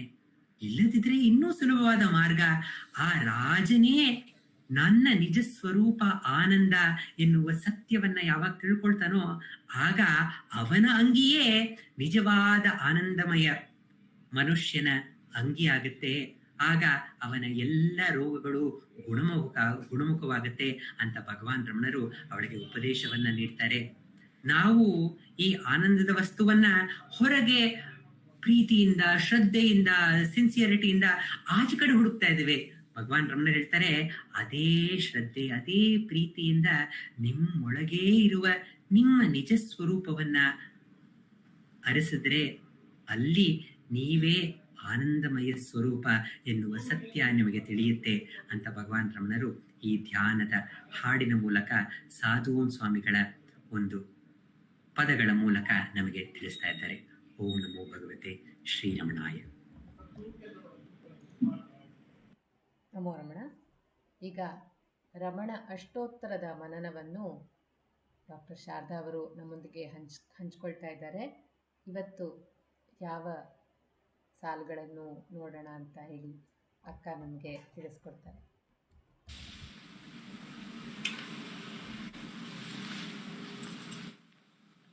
ನಮೋ ರಮಣ. ಎಲ್ಲರಲ್ಲೂ ಆತ್ಮಸ್ವರೂಪನಾಗಿ ಹೊಳೆಯುತ್ತಿರುವ ರಮಣನಿಗೆ ಅನಂತ ಕೋಟಿ ವಂದನೆಗಳನ್ನು ಸಲ್ಲಿಸುತ್ತಾ ನಾವು ಭಗವಾನ್ ರಮಣರ ಮೇಲೆ ವಿಶ್ವನಾಥ ಸ್ವಾಮಿಯವರುಗಳು ರಚಿಸಿರುವ ರಮಣ ಅಷ್ಟೋತ್ತರದ ನಾಮಗಳನ್ನು ಮನನ ಮಾಡೋಣ. ಅದರಲ್ಲಿ ನಾವು ಭಗವಾನರ ಚರಿತ್ರೆಯನ್ನು ನೋಡ್ತಾ ಬರ್ತಾ ಇದ್ದೀವಿ. ಭಗವಾನರೇ ಹೇಳಿದ್ದಾರೆ, ಒಬ್ಬರು ಭಕ್ತರು ಅವ್ರನ್ನ ಕೇಳಿದಾಗ,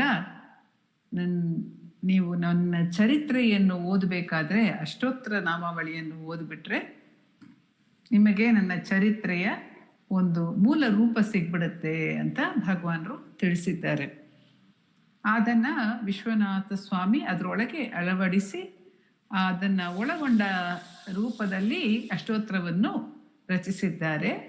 ನಾವು ಅದರಿಂದ ಭಗವಾನರ ಜನನ, ತಿರುಚುಳಿಯಲ್ಲಿ ಭಗವಾನರ ಜನನ, ಭಗವಾನರ ಕುಲ, ಶ್ರೇಷ್ಠ ಕುಲ, ಭಗವಾನರ ತಂದೆಯ ತಪಸ್ಸು, ಸುಂದರಮಯ್ಯರಿನ ತಪಸ್ಸು, ಇದೆಲ್ಲ ತಿರುಚುಳಿ ಭಾಗದಲ್ಲಿ ನಾವು ನೋಡಿ ಮತ್ತೆ ಭಗವಾನರ ಮಧುರೆಗೆ ಆಗಮನವನ್ನು ನೋಡಿದ್ವಿ.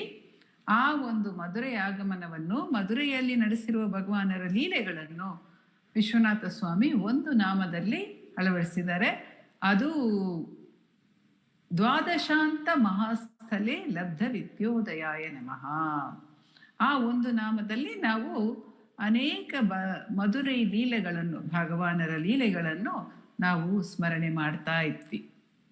ಅದರಲ್ಲಿ ನಾವು ಅವರು ಸ್ನೇಹಿತರ ಜೊತೆಗೆ ಆಟವಾಡಿದ್ದು, ಅವರು ಅಳಗರ್ ಕೋವಿಲ್ಗೆ ಹೋಗಿದ್ದಾಗ ಪ್ರಸಾದವನ್ನು ಸ್ವೀಕರಿಸಿದ್ದು, ಪ್ರಸಾದ ಹೆಚ್ಚು ಇದ್ದಾಗಲೂ ಕೂಡ ಪ್ರಸಾದ ಅಂದ ಮೇಲೆ ಅದನ್ನು ಹೇಗಾದರೂ ತಾನು ಸ್ವೀಕರಿಸಲೇಬೇಕು, ತಾನು ಉಣ್ಣಲೇಬೇಕು ಅಂತ ಕಷ್ಟಪಟ್ಟು ಸ್ವೀಕರಿಸಿದ್ದು, ಇದರೆಲ್ಲ ಅದರಿಂದ ನಮಗೆ ಒಂದು ಸಿಕ್ಕಿರುವ, ನಮಗೆ ವಿದ್ಯಾ ಏನೇನೆಲ್ಲ ಕಲಿಕೆಗಳು ಸಿಕ್ಕಿದೆ ಅಂತ ನಾವು ನೋಡ್ತಾ ಬಂದ್ವಿ. ಅವರ ಶರಣಾಗತಿಯ ಭಾವವನ್ನು ನೋಡಿದ್ವಿ. ಮತ್ತೆ ಅವರು ಸಹಜವಾಗಿ ಇದ್ದಿದ್ದ ಒಂದು ನೆಲೆಯನ್ನು ಕೂಡ ನೋಡಿದ್ವಿ.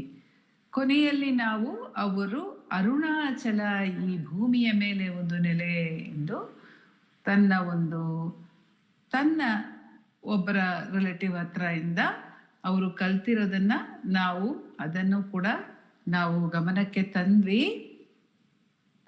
ಆ ನೆಂಟರು ಆಕಸ್ಮಿಕವಾಗಿ ಅವರ ಮನೆಗೆ ಬಂದಾಗ ಎಲ್ಲಿಂದ ಬಂದಿದ್ದೀರಾ ಎಂದು ಭಗವಾನ್ ಕೇಳಿದೊಡನೆ ಅವರು ಅರುಣಾಚಲದಿಂದ ಬಂದಿದ್ದೀನಿ ಅಂತ ಹೇಳಿದಾಗ ಅವರೊಳಗೆ ಸತತ ಇದ್ದಿದ್ದ ಅರುಣಾಚಲ ಸ್ಫುರಣ ಹೇಗೆ ಹೊರ ರೂಪವನ್ನು ತಾಳಿ ಬಂತು, ಅದು ಹೊರಗಡೆ ಪ್ರಕಟವಾಯಿತು.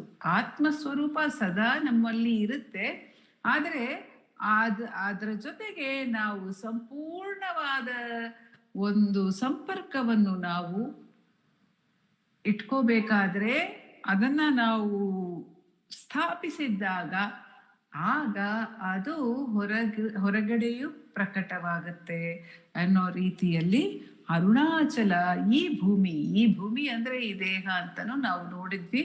ಈ ದೇಹದೊಳಗೆಯೇ ನಮಗೆ ವಿಂಡತಿ ಇಹ ಜೀವಸ್ತು ದೈವಿಕಃ ಅನ್ನೋ ರೂಪದಲ್ಲಿ ಅರುಣಾಚಲ ಇಲ್ಲಿಯೇ ಇದೆ. ಈ ಭೂಮಿ, ಈ ನನ್ನ ದೇಹದೊಳಗೆ ಅರುಣಾಚಲದ ಒಂದು ಹೃದಯ ಕೇಂದ್ರ ಇದೆ. ಅರುಣಾಚಲ ಎಲ್ಲೋ ದೇವರು ಎಲ್ಲೋ ಇರುವ ನೆಲೆ ಅಲ್ಲ, ಬಹಳ ಎತ್ತರವಾದ ನೆಲೆ ಆಗಿದ್ರೂ ಕೂಡ ಬಹಳ ಹತ್ತಿರವಾದ ನೆಲೆಯಾಗಿದ್ದೆ ಅಂತ ಹೇಳಿ ನಮಗೆ ಭಗವಾನರ ಆ ಒಂದು ಜೀವನ ಘಟನೆಯಿಂದ ಒಂದು ಕಲಿಕೆಯನ್ನು, ಒಂದು ಒಳನೋಟವನ್ನು ಭಗವಾನರು ನೀಡಿದ್ರು ನಮಗೆ. ಅದಾದ ನಂತರ ಭಗವಾನರು ಪೆರಿಯ ಪುರಾಣವನ್ನು ಓದಿದ್ರು. ಅದು ಕೂಡ ದೈವೀ ಲೀಲೆಯಿಂದನೇ ಅವರಿಗೆ ಆಕಸ್ಮಿಕವಾಗಿ ಅವ್ರ ಕೈಗೆ ಸಿಕ್ತು ಆ ಪುಸ್ತಕ. ಅವರು ಆ 63 ಶಿವ ಸಂತರ ಕಥೆಗಳನ್ನು ಓದುತ್ತಾ ಭಕ್ತಿ ಪ್ರವಾಹದೊಳಗೆ ಕರಗಿ ಹೋದ್ರು. ಆ ಭಕ್ತರ ಒಬ್ಬೊಬ್ಬರ ಕಥೆಯನ್ನು ಕೂಡ ನಾವು ಯಾರೇ ಕೂಡ ಓದಿದ್ರು ಕೂಡ ನಮಗೆ ಆ ಭಕ್ತಿ ಪರವಶ ನಮ್ಮನ್ನ ಮೈಮರೆಯ ಹಾಗೆ ಮಾಡುತ್ತೆ ಅನ್ನೋದು ಅದರಲ್ಲಿ ಯಾವ ಸಂದೇಹವೂ ಇರುವುದಿಲ್ಲ. ಅಂತಹ ಶ್ರೇಷ್ಠವಾದ ಕಥೆಗಳು ಒಂದೊಂದು ಕೂಡ ಶಿವನಿಗಾಗಿ ತನ್ನನ್ನೇ ಸಂಪೂರ್ಣವಾಗಿ ನೀಡಿದ್ದಂಥ ಭಕ್ತರ ಕಥೆಗಳು. ತನ್ನ ಪ್ರಾಣವನ್ನು ಕೂಡ, ತನ್ನ ನೆಂಟರನ್ನು ಕೂಡ, ತನ್ನ ಆಪ್ತರನ್ನು ಕೂಡ, ತನ್ನ ಮಗನಾಗಿರಬಹುದು, ತನ್ನ ಹೆಂಡತಿಯಾಗಿರಬಹುದು, ತನ್ನದೇ ಪ್ರಾಣವಾಗಿರಬಹುದು, ಸರ್ವಸ್ವವನ್ನು ಶಿವನಿಗೆ ನೀಡಲು ಸಿದ್ಧರಾಗಿರೋದು ಮಾತ್ರ ಅಲ್ಲ, ಶಿವನು ಇದನ್ನ ಪ್ರತ್ಯಕ್ಷವಾಗಿ ಲೋಕಕ್ಕೆ ತೋರಿಸುವ ಸಲುವಾಗಿ ಅವ್ರನ್ನೆಲ್ಲವೂ ಕೂಡ ಪರೀಕ್ಷೆಯನ್ನು ಮಾಡುತ್ತಾನೆ. ಆ ಪರೀಕ್ಷೆಯಲ್ಲಿ ಅವರು ಸದಾ ಸರ್ವಕಾಲ ಸಫಲರಾಗೇ ಇರುತ್ತಾರೆ. ಯಾವತ್ತೂ ಕೂಡ ಅವ್ರಿಗೆ ಒಂದು ಲೇಸು ಕೂಡ ಒಂದು ಸಂದೇಹ, ಸಂಶಯ, ನಾನು ಏತಕ್ಕೆ ಇದನ್ನ ಮಾಡಬೇಕು, ನನಗೆ ಶಿವ ಏನ್ ಮಾಡಿದ್ದಾನೆ, ನನಗೆ ಶಿವ ಏನ್ ಮಾಡುತ್ತಾನೆ ಅನ್ನೋ ಒಂದು ಯಾವ ಪ್ರಕಾರದ ಸಂಶಯವೂ ಕೂಡ ಅವರುಗಳ ಮನಸ್ಸಿನಲ್ಲಿ ಏಳುವುದಿಲ್ಲ. ಆ ಪೆರಿಯ ಪುರಾಣದಲ್ಲಿ ಭಗವಾನರು ಅಷ್ಟು ತಲ್ಲೀನರಾದ್ರು. ನಾವು ಕೂಡ ಯಾವುದಾದ್ರೂ ಒಂದು ಶಿವ ಸಂತರ, ನಾವು ಬೇರೆ ಭಕ್ತರ ಕಥೆಗಳನ್ನು ನಾವು ಓದಿದಾಗ ನಮ್ಮಲ್ಲೂ ಆ ಭಾವ ಪರವಶತೆ ಉಂಟಾಗುತ್ತೆ. ಅದರಿಂದ ವೈವಿ ವೆಂಕಟೇಶ್ವರ ರಾವ್ ಅವರು ಹೇಳಿರ್ತಾರೆ, ರಮಣ ಚರಿತ ಚಿಂತನ ನಾಶ ಭವದ ಬಂಧನ ಅಂತ. ಯಾಕಂದ್ರೆ ನಾವು ಭಗವಾನರ ಚರಿತಾಮೃತವನ್ನು ಓದ್ತಾ ಇದ್ರೆ, ಅದರ ಬಗ್ಗೆ ಸ್ಮರಣೆ ಮಾಡ್ತಾ ಇದ್ರೆ, ಅದರಲ್ಲೂ ಒಂದೊಂದು ಸಣ್ಣ ಸಣ್ಣ ವಿಷಯವೂ ಕೂಡ ನಮ್ಮನ್ನು ಆತ್ಮದ ಕಡೆಯೇ ಸೆಳೆದೋಗುತ್ತೆ, ಅಥವಾ ನಮ್ಮನ್ನ ಶರಣಾಗತಿಯ ಕಡೆ ನಮ್ಮನ್ನ ಕರ್ಕೊಂಡು ಹೋಗುತ್ತೆ. ಅಂತಹ ಶರಣಾಗತಿಯನ್ನು ನಾವು ನೋಡಿದಾಗ ನಮಗೂ ಕೂಡ ಅನ್ಸುತ್ತೆ, ನಾವು ಯಾತಕ್ಕೆ ನಾವು ಸಣ್ಣ ಪುಟ್ಟ ವಿಷಯಗಳ ಬಗ್ಗೆ ಚಿಂತನೆ ಮಾಡ್ತಾನೆ ಇರ್ತೀವಿ, ಚಿಂತೆಯಲ್ಲೇ ಮುಳುಗ್ಬಿಡ್ತಾ ಇದ್ವಿ. ಯಾತಕ್ಕೆ ಹೀಗಿರ್ಬೇಕು? ನಾವು ಕೂಡ ಎಲ್ಲವನ್ನು ಭಗವಂತನಿಗೆ ಬಿಟ್ಟು ಬಿಡಬಹುದಲ್ವಾ?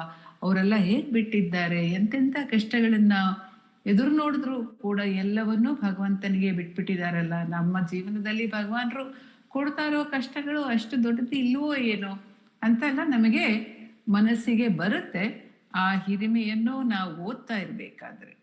ಇನ್ನೊಂದು, ಆ ಭಾವ ಕೂಡ ನಮ್ಮೊಳಗೆ ನಿಧಾನವಾಗಿ ಆ ಭಾವ ನಮ್ಮೊಳಗೆ ಇಳಿಯುತ್ತೆ, ನಮ್ಮ ಮನಸ್ಸಿನೊಳಗೆ ಇಳಿಯುತ್ತೆ ಆ ಭಾವ. ಆದ್ರಿಂದ ಆ ಭಕ್ತಿ ನಮ್ಮಲ್ಲಿ ಉಂಟಾದಾಗ ಅದರ ಶಕ್ತಿ ಏನು ಅಂದರೆ, ನಮ್ಮ ಬಗ್ಗೆ ನಾವು ಚಿಂತನೆ ಎಷ್ಟು ಕಡಿಮೆ ಮಾಡ್ತೀವೋ ಚಿಂತನೆಗಳೇ ಕಡಿಮೆ ಮಾಡ್ತೀವಿ. ಯಾಕಂದರೆ ನಮ್ಮ ಚಿಂತನೆಗಳು ಎಲ್ಲವೂ ಕೂಡ ನಮ್ಮ ಬಗ್ಗೆಯೇ ತಾನೆ, ಎಲ್ಲ ಆಲೋಚನೆಗಳು ಕೂಡ ನಮ್ಮ ಬಗ್ಗೆಯೇ ತಾನೆ.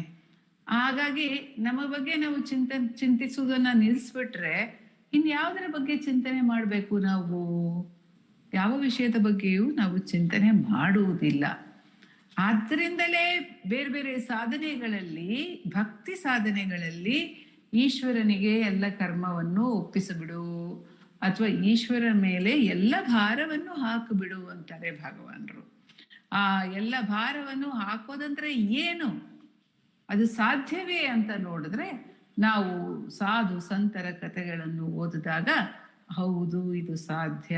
ಅದು ಸಾಧ್ಯ ಮಾತ್ರ ಅಲ್ಲ, ಆ ರೀತಿ ಮಾಡುವುದರಿಂದ ಅವರು ಅನೇಕ ಕಷ್ಟಗಳನ್ನು ಅನುಭವಿಸಿದ್ರು ಕೂಡ ಆ ಕಷ್ಟಗಳಿಗೆ ಆಧಾರವಾಗಿರುವ ಆ ಭಕ್ತಿಯನ್ನು ಮಾತ್ರ ಅವರು ಸದಾಕಾಲ ಸವಿಯುತ್ತಾನೇ ಇರ್ತಾರೆ. ಅವ್ರಿಗೆ ಆ ಶಿವನ ಒಂದು ಸನ್ನಿಧಾನ ಮಾತ್ರ ಹಿರಿದಾಗಿ ದೊಡ್ಡದಾಗಿ ಕಾಣ್ತೆ ಹೊರತು ಅವ್ರು ಅನುಭವಿಸ್ತಾ ಇರೋ ಜೀವನದ ಯಾವ ಘಟನೆಗಳು ಕೂಡ ಅವರನ್ನ ಮುಟ್ಟುವುದಿಲ್ಲ. ಅದ್ರ ಬಗ್ಗೆ ಅವ್ರಿಗೆ ಯಾವ ಪ್ರಕಾರದ ಅದರ ಕಡೆಯೇ ಅವ್ರಿಗೆ ಗಮನವೇ ಇರುವುದಿಲ್ಲ. ಅಷ್ಟು ಮಟ್ಟಿಗೆ ಅವರು ಶಿವನ ಧ್ಯಾನದಲ್ಲಿ ಮುಳುಗಿರ್ತಾರೆ ಅನ್ನೋದನ್ನ ನಾವು ನೋಡ್ತೀವಿ. ನೋಡಿದಾಗ ನಮಗೂ ಒಂದು ಧೈರ್ಯ ಸಿಗುತ್ತೆ ನಮ್ಮ ಜೀವನದಲ್ಲಿ. ನಮ್ಮ ಭಕ್ತಿಯ ಬಗ್ಗೆ ಒಂದು ವಿಶ್ವಾಸ, ಭಕ್ತಿ ದೇವರ ಬಗ್ಗೆ ವಿಶ್ವಾಸ ಇದ್ರೆ ಆ ಭಕ್ತಿಯ ಬಗ್ಗೆಯೂ ಒಂದು ವಿಶ್ವಾಸ ಬೇಕು. ನಮ್ಮ ಸಾಧನೆಯ ಮೇಲೆ ನಮಗೆ ವಿಶ್ವಾಸ ಬೇಕು. ಅದು ಆತ್ಮವಿಚಾರವಾಗಿರಬಹುದು, ಅದು ಭಕ್ತಿ ಮಾರ್ಗವಾಗಿರಬಹುದು, ಅದು ಯಾವುದೇ ಒಂದು ಸಾಧನೆಯನ್ನು ನಾವು ಮಾಡ್ತಾ ಇದ್ರೆ ಅದರ ಮೇಲೆ ನಮಗೆ ವಿಶ್ವಾಸ ಇಲ್ಲ ಅಂದ್ರೆ ನಾವು ಸಾಧನೆಯನ್ನು ಮುಂದುವರಿಸೋದಕ್ಕಾಗೋದಿಲ್ಲ. ಆ ಸಾಧನೆ ಮೇಲೆ ನಮಗೆ ವಿಶ್ವಾಸ ಬರುವುದಕ್ಕೆ ಅಂತ ಸಾಧನೆಯನ್ನು ಮಾಡಿರುವಂತಹ ನಾವು ಸಂತರ ಜೀವನ, ಭಕ್ತರ ಜೀವನವನ್ನು ನಾವು ಸ್ಮರಿಸ್ತಾ ಇದ್ರೆ ನಮಗೆ ಆ ಸಾಧನೆಯ ಬಗ್ಗೆ ವಿಶ್ವಾಸ ಬರುತ್ತೆ, ದೇವರ ಮೇಲೆ ವಿಶ್ವಾಸ ಬರುತ್ತೆ. ಅವನು ಯಾವತ್ತೂ ಅವನು ಒಮ್ಮೆ ನಮ್ಮನ್ನ ಪರೀಕ್ಷಿಸುವ ಹಾಗೆ ಇರಬಹುದು ಹೊರತು ಅವನು ಯಾವತ್ತೂ ನಮಗೆ ಕೈ ಬಿಡುವುದಿಲ್ಲ. ನಮ್ಮ ಈ ಭೌತಿಕ ಜೀವನಕ್ಕೂ ಮಿಗಿಲಾಗಿರುವ ಒಂದು ಸಂಬಂಧ, ದೇವರ ಜೊತೆಗೆ ನಮಗಿರುವಂತಹ ಸಂಬಂಧ, ರಮಣನ ಜೊತೆಗೆ ನಮಗಿರುವಂತಹ ಒಂದು ಸಂಬಂಧ ಯಾವ ರೀತಿಯ ಸಂಬಂಧ ಅಂದರೆ ಈ ನಮ್ಮ ಜನನ ಮರಣ ಇವುಗಳೆಲ್ಲಗೂ ಮೀರಿರುವ ಒಂದು ಸಂಬಂಧ ಎನ್ನುವ ಒಂದು ವಿಶ್ವಾಸ, ಒಂದು ನಂಬಿಕೆ ನಮ್ಮಲ್ಲಿ ಬೆಳೆಯುತ್ತಾ ಬರುತ್ತೆ. ಅದು ನಮ್ಮ ಮನಸ್ಸನ್ನು ಸ್ಫುಟ ಮಾಡಿಸುತ್ತೆ, ನಮ್ಮ ಮನಸ್ಸನ್ನು ಶುದ್ಧೀಕರಿಸುತ್ತೆ, ನಮ್ಮ ಮನಸ್ಸಲ್ಲಿ ಒಂದು ಶಾಂತಿಯನ್ನು ತುಂಬುತ್ತೆ. ಅಂತಹ ಒಂದು ಶಾಂತ ಮನಸ್ಸಿಂದಲೇ ನಾವು ಒಳಗಡೆ ನಮ್ಮ ಆತ್ಮದ ಕಡೆ ನಾವು ಹೋಗಬಹುದು. ಯಾಕಂದ್ರೆ ಮನಸ್ಸು ತುಂಬ ವಿಕ್ಷೇಪಗಳನ್ನು ಕೊಂಡಿದ್ರೆ, ಅದು ಎಲ್ಲೆಲ್ಲೋ ಓಡ್ತಾ ಇದ್ರೆ, ಕಷ್ಟದಲ್ಲಿ ಮುಳುಗಿದ್ರೆ ಆತ್ಮದ ಕಡೆ ಅದನ್ನ ತಿರ್ಗ್ಸಕ್ ಆಗೋದಿಲ್ಲ. ಆದ್ದರಿಂದ ಭಗವಾನರು ಇಂತಹ ಒಂದು ಸನ್ನಿವೇಶ ಅವರ ಜೀವನದಲ್ಲಿ ನಾವು ನೋಡ್ತೀವಿ ಅಂದ್ರೆ ಅದರ ಒಂದು ಹಿರಿಮೆ, ಭಗವಾನರ ಚರಿತ್ರೆಯನ್ನು ನಾವು ಸ್ಮರಿಸುವ ಹಿರಿಮೆಯನ್ನು ಅವರು ಪೆರಿಯ ಪುರಾಣವನ್ನು ಓದಿರೋದ್ರಲ್ಲಿ ನಾವು ನೋಡಬಹುದು. ಭಗವಾನರ ಚರಿತ್ರೆ, ಭಗವಾನರ ಭಕ್ತಾದಿಗಳ ಬಗ್ಗೆ ಇರುವ ಘಟನೆಗಳು, ಇವುಗಳನ್ನೆಲ್ಲ ಕೂಡ ನಾವು ಓದ್ತಾ ಇದ್ರೆ, ನಾವು ಸ್ಮರಿಸ್ತಾ ಇದ್ರೆ ನಮ್ಮ ಮನಸ್ಸು ಕೂಡ ದೃಢ ಭಕ್ತಿಯನ್ನು ಅದು ಕೈಗೊಳ್ಳುತ್ತೆ. ಅಂತಹ ಒಂದು ಸನ್ನಿವೇಶ, ಆ ಭಕ್ತಿ, ದೃಢ ಭಕ್ತಿ ನಮಗೆ ಬಂದಾಗ ತಾನಾಗೆ ಆತ್ಮ ಸಾಕ್ಷಾತ್ಕಾರದ ಕಡೆ, ಶರಣಾಗತಿಯ ಕಡೆ ನಮ್ಮನ್ನು ಕರೆದೊಯ್ಯುತ್ತೆ ಅನ್ನೋದ್ರಿಂದ ಆ ಒಂದು ಘಟನೆ ಆಗಿದ ಮೇಲೆ ಭಗವಾನರ ಜೀವನದಲ್ಲಿ ನಾವು ನೋಡ್ತೀವಿ, ಭಗವಾನರ ಆತ್ಮ ಸಾಕ್ಷಾತ್ಕಾರ ಆಗಿರುವಂತಹ ಒಂದು ಸನ್ನಿವೇಶ. ಅದೇ ಮಧುರೆಯಲ್ಲಿ ಅದಕ್ಕೆ ವಿಶ್ವನಾಥ ಸ್ವಾಮಿ ಇದರಲ್ಲಿ ವಿದ್ಯಾಭ್ಯಾಸದ ಬಗ್ಗೆ ಹೇಳಿದ ಮೇಲೆ ದ್ವಾದಶಾಂತ ಮಹಾಸ್ಥಲೇ ಲಬ್ಧ ವಿದ್ಯೋದಯಾಯ ನಮಃ. ವಿದ್ಯ ಉದಯ ಅಂತ ಹೇಳ್ತಾರೆ ವಿಶ್ವನಾಥ ಸ್ವಾಮಿ. ಉದಯ ಅಂದ್ರೆ ಆರಂಭ, ಪ್ರಾರಂಭ. ಯಾಕಂದ್ರೆ ನಾವು ಎಷ್ಟೇ ವಿದ್ಯೆಗಳನ್ನು ಓದಿದ್ರು ಇರೋ ಭೂಮಿಯಲ್ಲಿ ಒಂದೊಂದು ವಿದ್ಯೆ ಕೂಡ ಒಂದು ಸಾಗರ ಇದ್ದ ಹಾಗೆ. ನಮ್ಮ ಇಡೀ ಜೀವನ ನಾವು ಯಾವ್ದಾದ್ರೂ ಒಂದೇ ವಿಷಯ ಓದ್ತಾ ಇದ್ರೆ ಕೂಡ ವಿದ್ಯೆದ ಪ್ರಾರಂಭ ಅಂತನ್ನೇ ಹೇಳಬೇಕು ನಾವು. ಅದಕ್ಕೆ ಔವಯ್ಯಾರ್ ಅನ್ನೋ ಮಹಾಜ್ಞಾನಿ, ತಮಿಳ್ನಾಡಿನ ಜ್ಞಾನಿ, ಆಕೆ ಹೇಳ್ತಾಳೆ, ನನ್ನಿ ನೀವು ಏನ್ ಕಲ್ತಿದ್ದೀರಾ ಅಂದ್ರೆ ನಾನು ಇಷ್ಟು ಕಲ್ತಿದ್ದೀನಿ, ನಾನು ಕಲ್ತಿದ್ದಲ್ಲ ನನ್ನ ಕೈ ಹಿಡಿಯಷ್ಟು, ನನ್ನ ಕೈಯಲ್ಲಿ ಒಂದು ಹಿಡಿ ಮಣ್ಣು ಇಟ್ಕೊಂಡಿದ್ರೆ ಅದಷ್ಟೇ. ಆದ್ರೆ ನಾನು ಕಲಿಯದೇ ಇರೋದು ಈ ಎಷ್ಟು ಬ್ರಹ್ಮಾಂಡ ಇದೆಯಲ್ಲ ಅಷ್ಟು ದೊಡ್ಡದಾಗಿ ಅಷ್ಟು ವಿಸ್ತಾರವಾಗಿ ಇರೋದು ನಾನು ಕಲಿಯದೇ ಇರುವ ವಿಷಯಗಳು ಅಂತ ಆಕೆ ಹೇಳ್ತಾಳೆ, ಮಹಾಜ್ಞಾನಿ. ಆ ರೀತಿ ನಾವು ಯಾವುದೇ ವಿದ್ಯೆಯನ್ನು ನಾವು ಮುಂದುವರಿಸ್ತಾ ಇದ್ರು ಕೂಡ ವಿದ್ಯಾ ಆರಂಭದಲ್ಲೇ ನಾವಿರ್ತೀವಿ. ಅದರಿಂದ ವಿದ್ಯೋದಯಾಯ ನಮಃ ಅಂತ ಹೇಳ್ತಾರೆ ಆ ನಾಮದಲ್ಲಿ. ನಾವು ಅರ್ಥ ಮಾಡ್ಕೋಬೇಕು ನಮ್ಮ, ಯಾಕಂದ್ರೆ ಇದೆಲ್ಲ ಸೂಕ್ಷ್ಮವಾದ ವಿಷಯಗಳು. ನಮಗೆ ಅಲ್ಲಲ್ಲಿ ಯಾವ ಪದಗಳನ್ನು ಹಿರಿಯರು ಉಪಯೋಗಿಸ್ತಾರೋ ಅದರಲ್ಲಿ ನಮಗೆ ಸೂಕ್ಷ್ಮವಾದ ಕೆಲವೊಂದು ಒಳನೋಟಗಳು ಸಿಗುತ್ತೆ. ನಮ್ಮ ವಿದ್ಯೆ, ನಮ್ಗೆ ಸ್ವಲ್ಪ ವಿದ್ಯೆ ಸಿಕ್ಕಿದ ಕೂಡಲೇ ನಮ್ಗೆ ತುಂಬಾ ಗೊತ್ತು ಅಂತ ಅನ್ಕೊಳ್ತೀವಿ ನಾವು.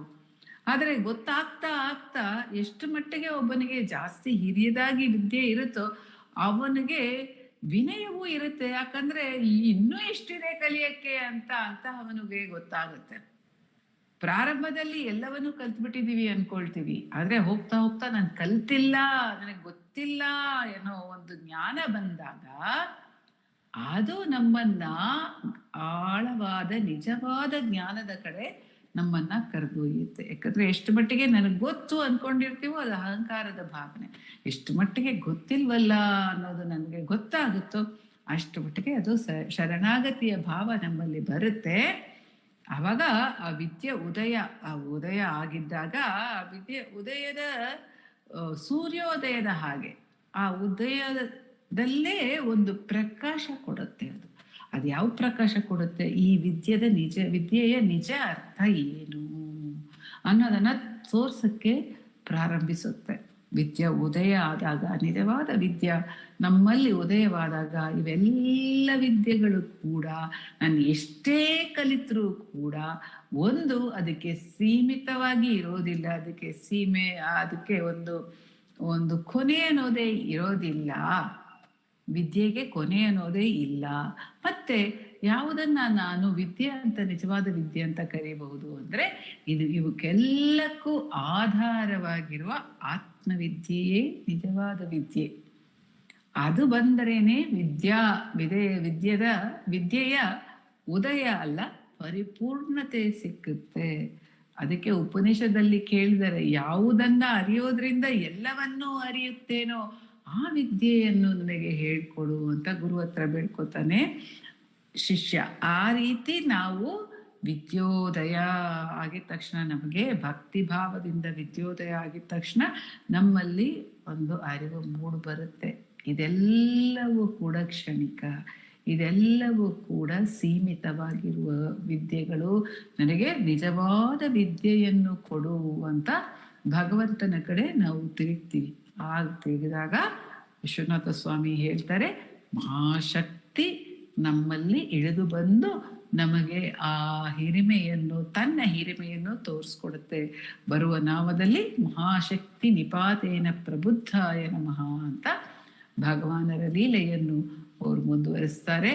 ಅಂತಹ ಮಹಾಶಕ್ತಿ ನಮ್ಮ ಜೀವನದಲ್ಲೂ ಕೂಡ ರಮಣ ರೂಪದಲ್ಲಿ ಪ್ರವೇಶಿಸಿ ನಮ್ಮ ಎಲ್ಲ ಜೀವನವನ್ನು ನಡೆಸ್ತಾ ಬರ್ತಾ ಇದೆ. ಯಾತಕ್ಕೋಸ್ಕರ ಅಂದ್ರೆ ತನ್ನ ಆ ಪೂರ್ಣ ರೂಪವನ್ನು ನಮಗೆ ಒಂದು ದಿವಸ ತೋರಿಸಿಕೊಡಕ್ಕೇನೆ. ಕರೆವ ಒಂದು ದಿನ ರಮಣ ಗುರು ನನ್ನನ್ನು ತನ್ನೆದೆ ಗುಹೆಗೆ ಅಂತ ಸ್ವಾಮಿ ಹೇಳುವ ಹಾಗೆ, ಅದಕ್ಕೋಸ್ಕರನೇ ಈ ಅಪಾರವಾದ ಕರುಣೆ ಲೀಲೆಯನ್ನು ನಡೆಸ್ತಾ ಬರ್ತಾ ಇದೆ. ಆ ಲೀಲೆಯಲ್ಲಿ ನಮಗೂ ಒಂದು ತನ್ನದೇ ನೆನಪನ್ನು ನೀಡಿದೆ. ಇದಕ್ಕಿಂತ ನಾವಿನ್ನೇನು ಕೇಳಬೇಕು? ಓಂ ನಮೋ ಭಗವತೆ ಶ್ರೀರಮಣಾಯ.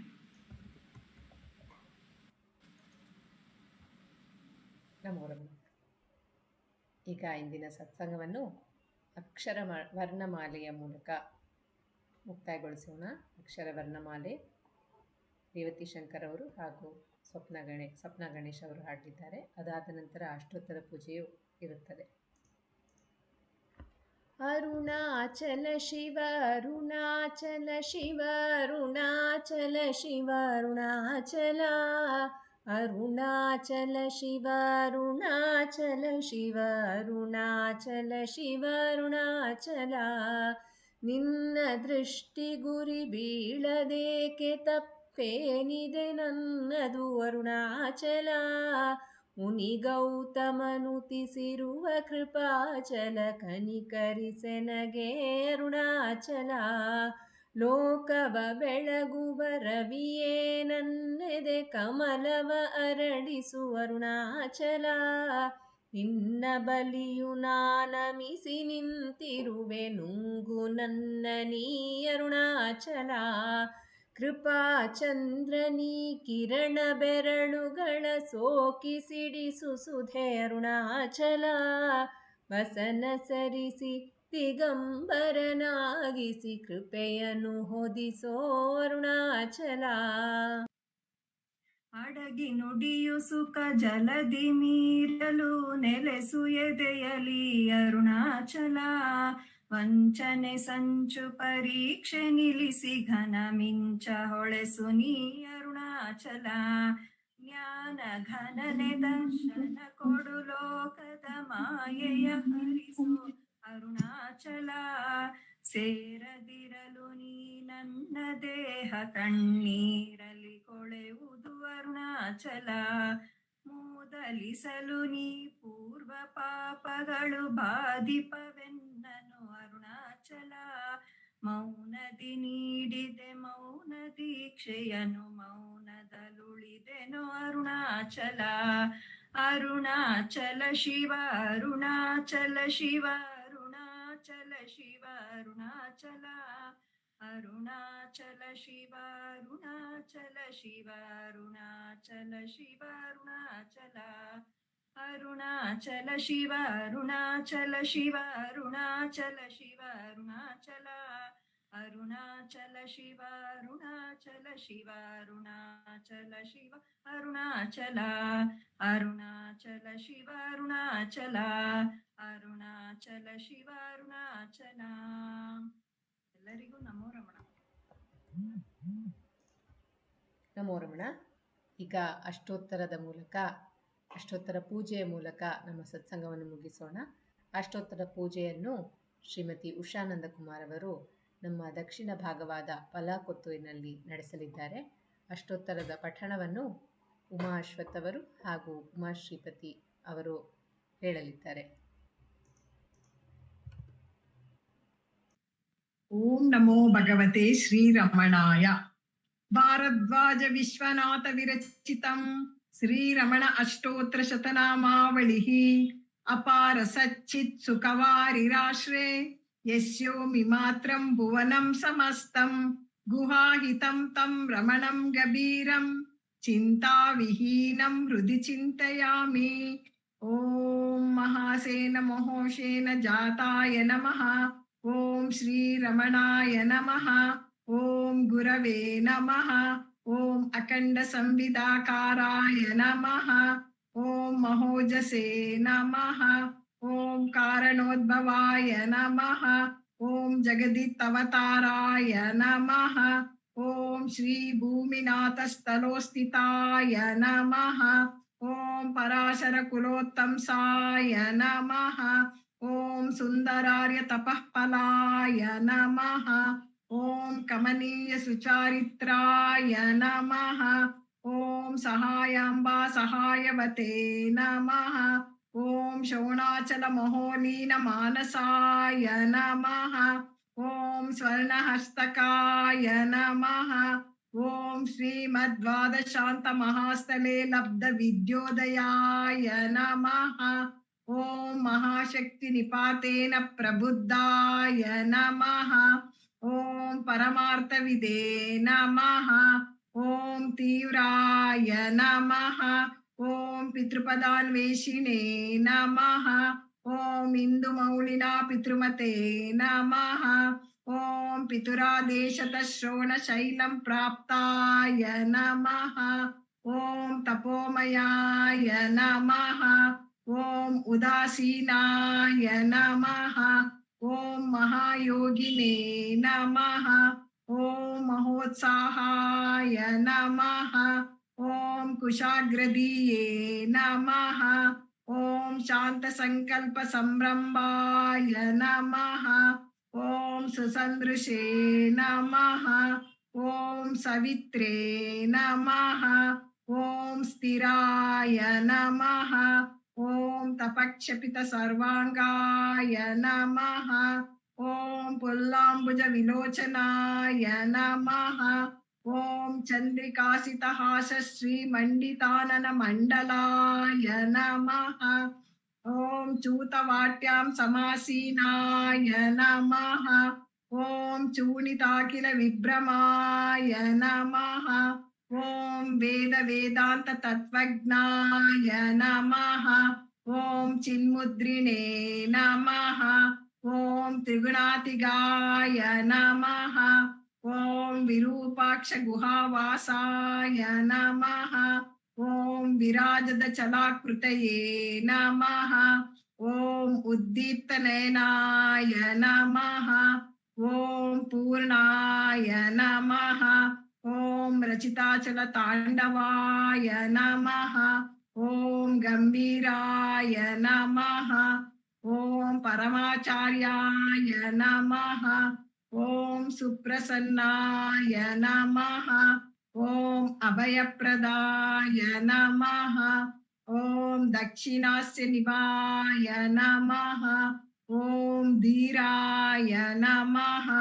ಓಂ ದಕ್ಷಿಣಾಭಿಮುಖಾಯ ನಮಃ. ಓಂ ಸ್ವರಾಜೇ ನಮಃ. ಓಂ ಮಹರ್ಷಯೇ ನಮಃ.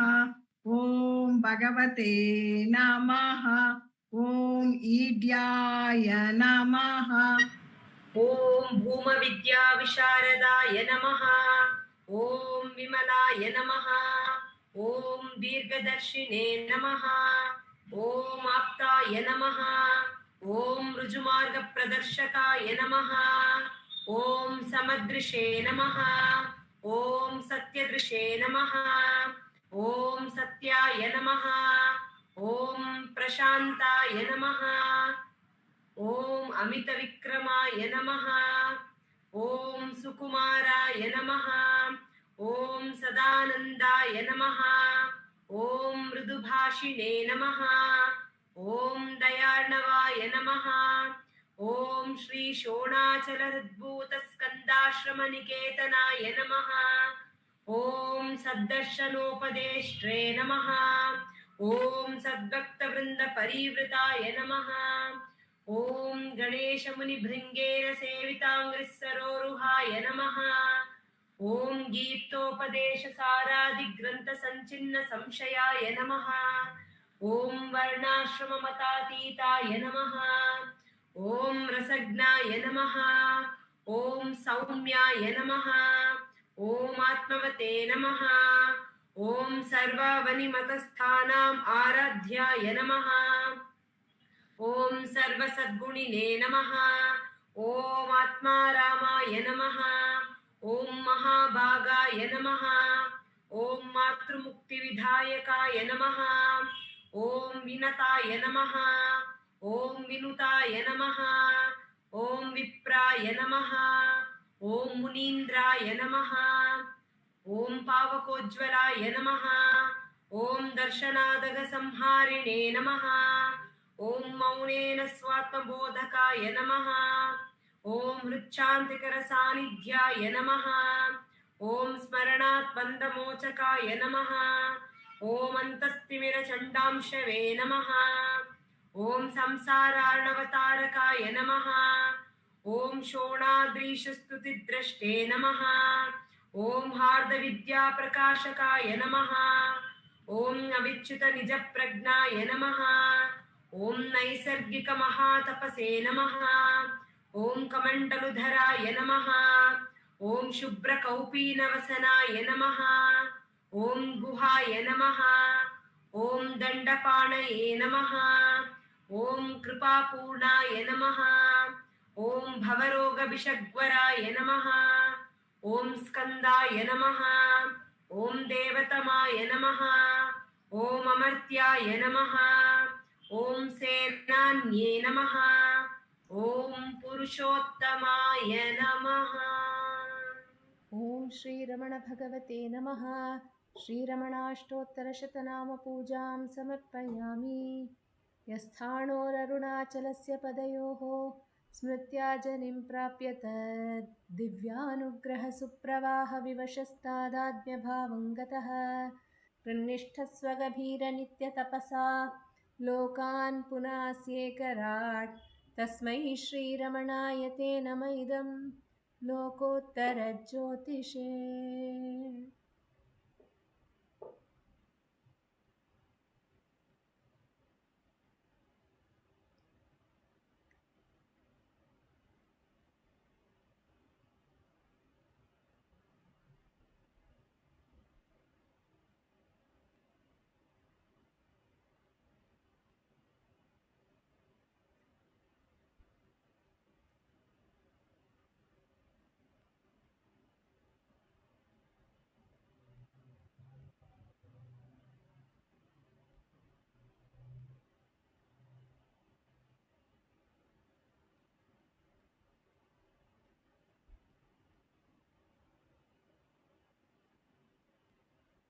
ನಮೋ ನಮೋ ನಮೋ ರಮಣ ಸದಾಶಿವ ಪ್ರಭಾವರಣ ನಮೋ ಮಹರ್ಷಿ. ನಮೋ ಮಹರ್ಷಿ ದರುಶನ ಸುಖ ಮಂಗಳ ಮುಖ ಸಕಲ ಜೀವಹಿತ ಸಮ್ಮುಖ ಬ್ರಹ್ಮ ಸಂಗೀಯೇ. ಸದಾ ತುಷ್ಟ ಸದಾ ಹೃಷ್ಟ ಸದಾ ಶಿವಾನಂದ ಪುಷ್ಟ ಪರಮ ಮಹರ್ಷಿ. ಬ್ರಹ್ಮನಿಷ್ಠ ಸಮದರ್ಶಿ ನಮೋ ನಮೋ ನಮೋ ರಮಣ ಸದಾಶಿವ ಪ್ರಭಾವರಣ ನಮೋ ಮಹರ್ಷಿ. ನಮೋ ಮಹರ್ಷಿ ನಮ್ಮ ಮನವದೊಂದು ಕಾಡು ನೀನರಿತಿಹೆ ಅದರ ಜಾಡು ಹಿತವನರಿತು ನೀಡು ತೆಮ್ಮ ಕೊರೆಯ ತಣಿಸಲೈ. ಬೇಡಲೆಂದು ಬಂದ ನಾವು ನೋಡಿಯೇ ತಣಿವೆವಯ್ಯ ಮೋಡಿಗಾರನೇ. ಹಿತವ ನುಡಿದು ಪೊರೆ ನಮ್ಮನು ಬ್ರಹ್ಮ ಸಂಘಿಯೇ. ನಮೋ ನಮೋ ನಮೋ ರಮಣ ಸದಾಶಿವ ಪ್ರಭಾವರಣ ನಮೋ ಮಹರ್ಷಿ. ನಮೋ ಮಹರ್ಷಿ. बोलो भगवान श्री रमण महर्षि की जय. जय.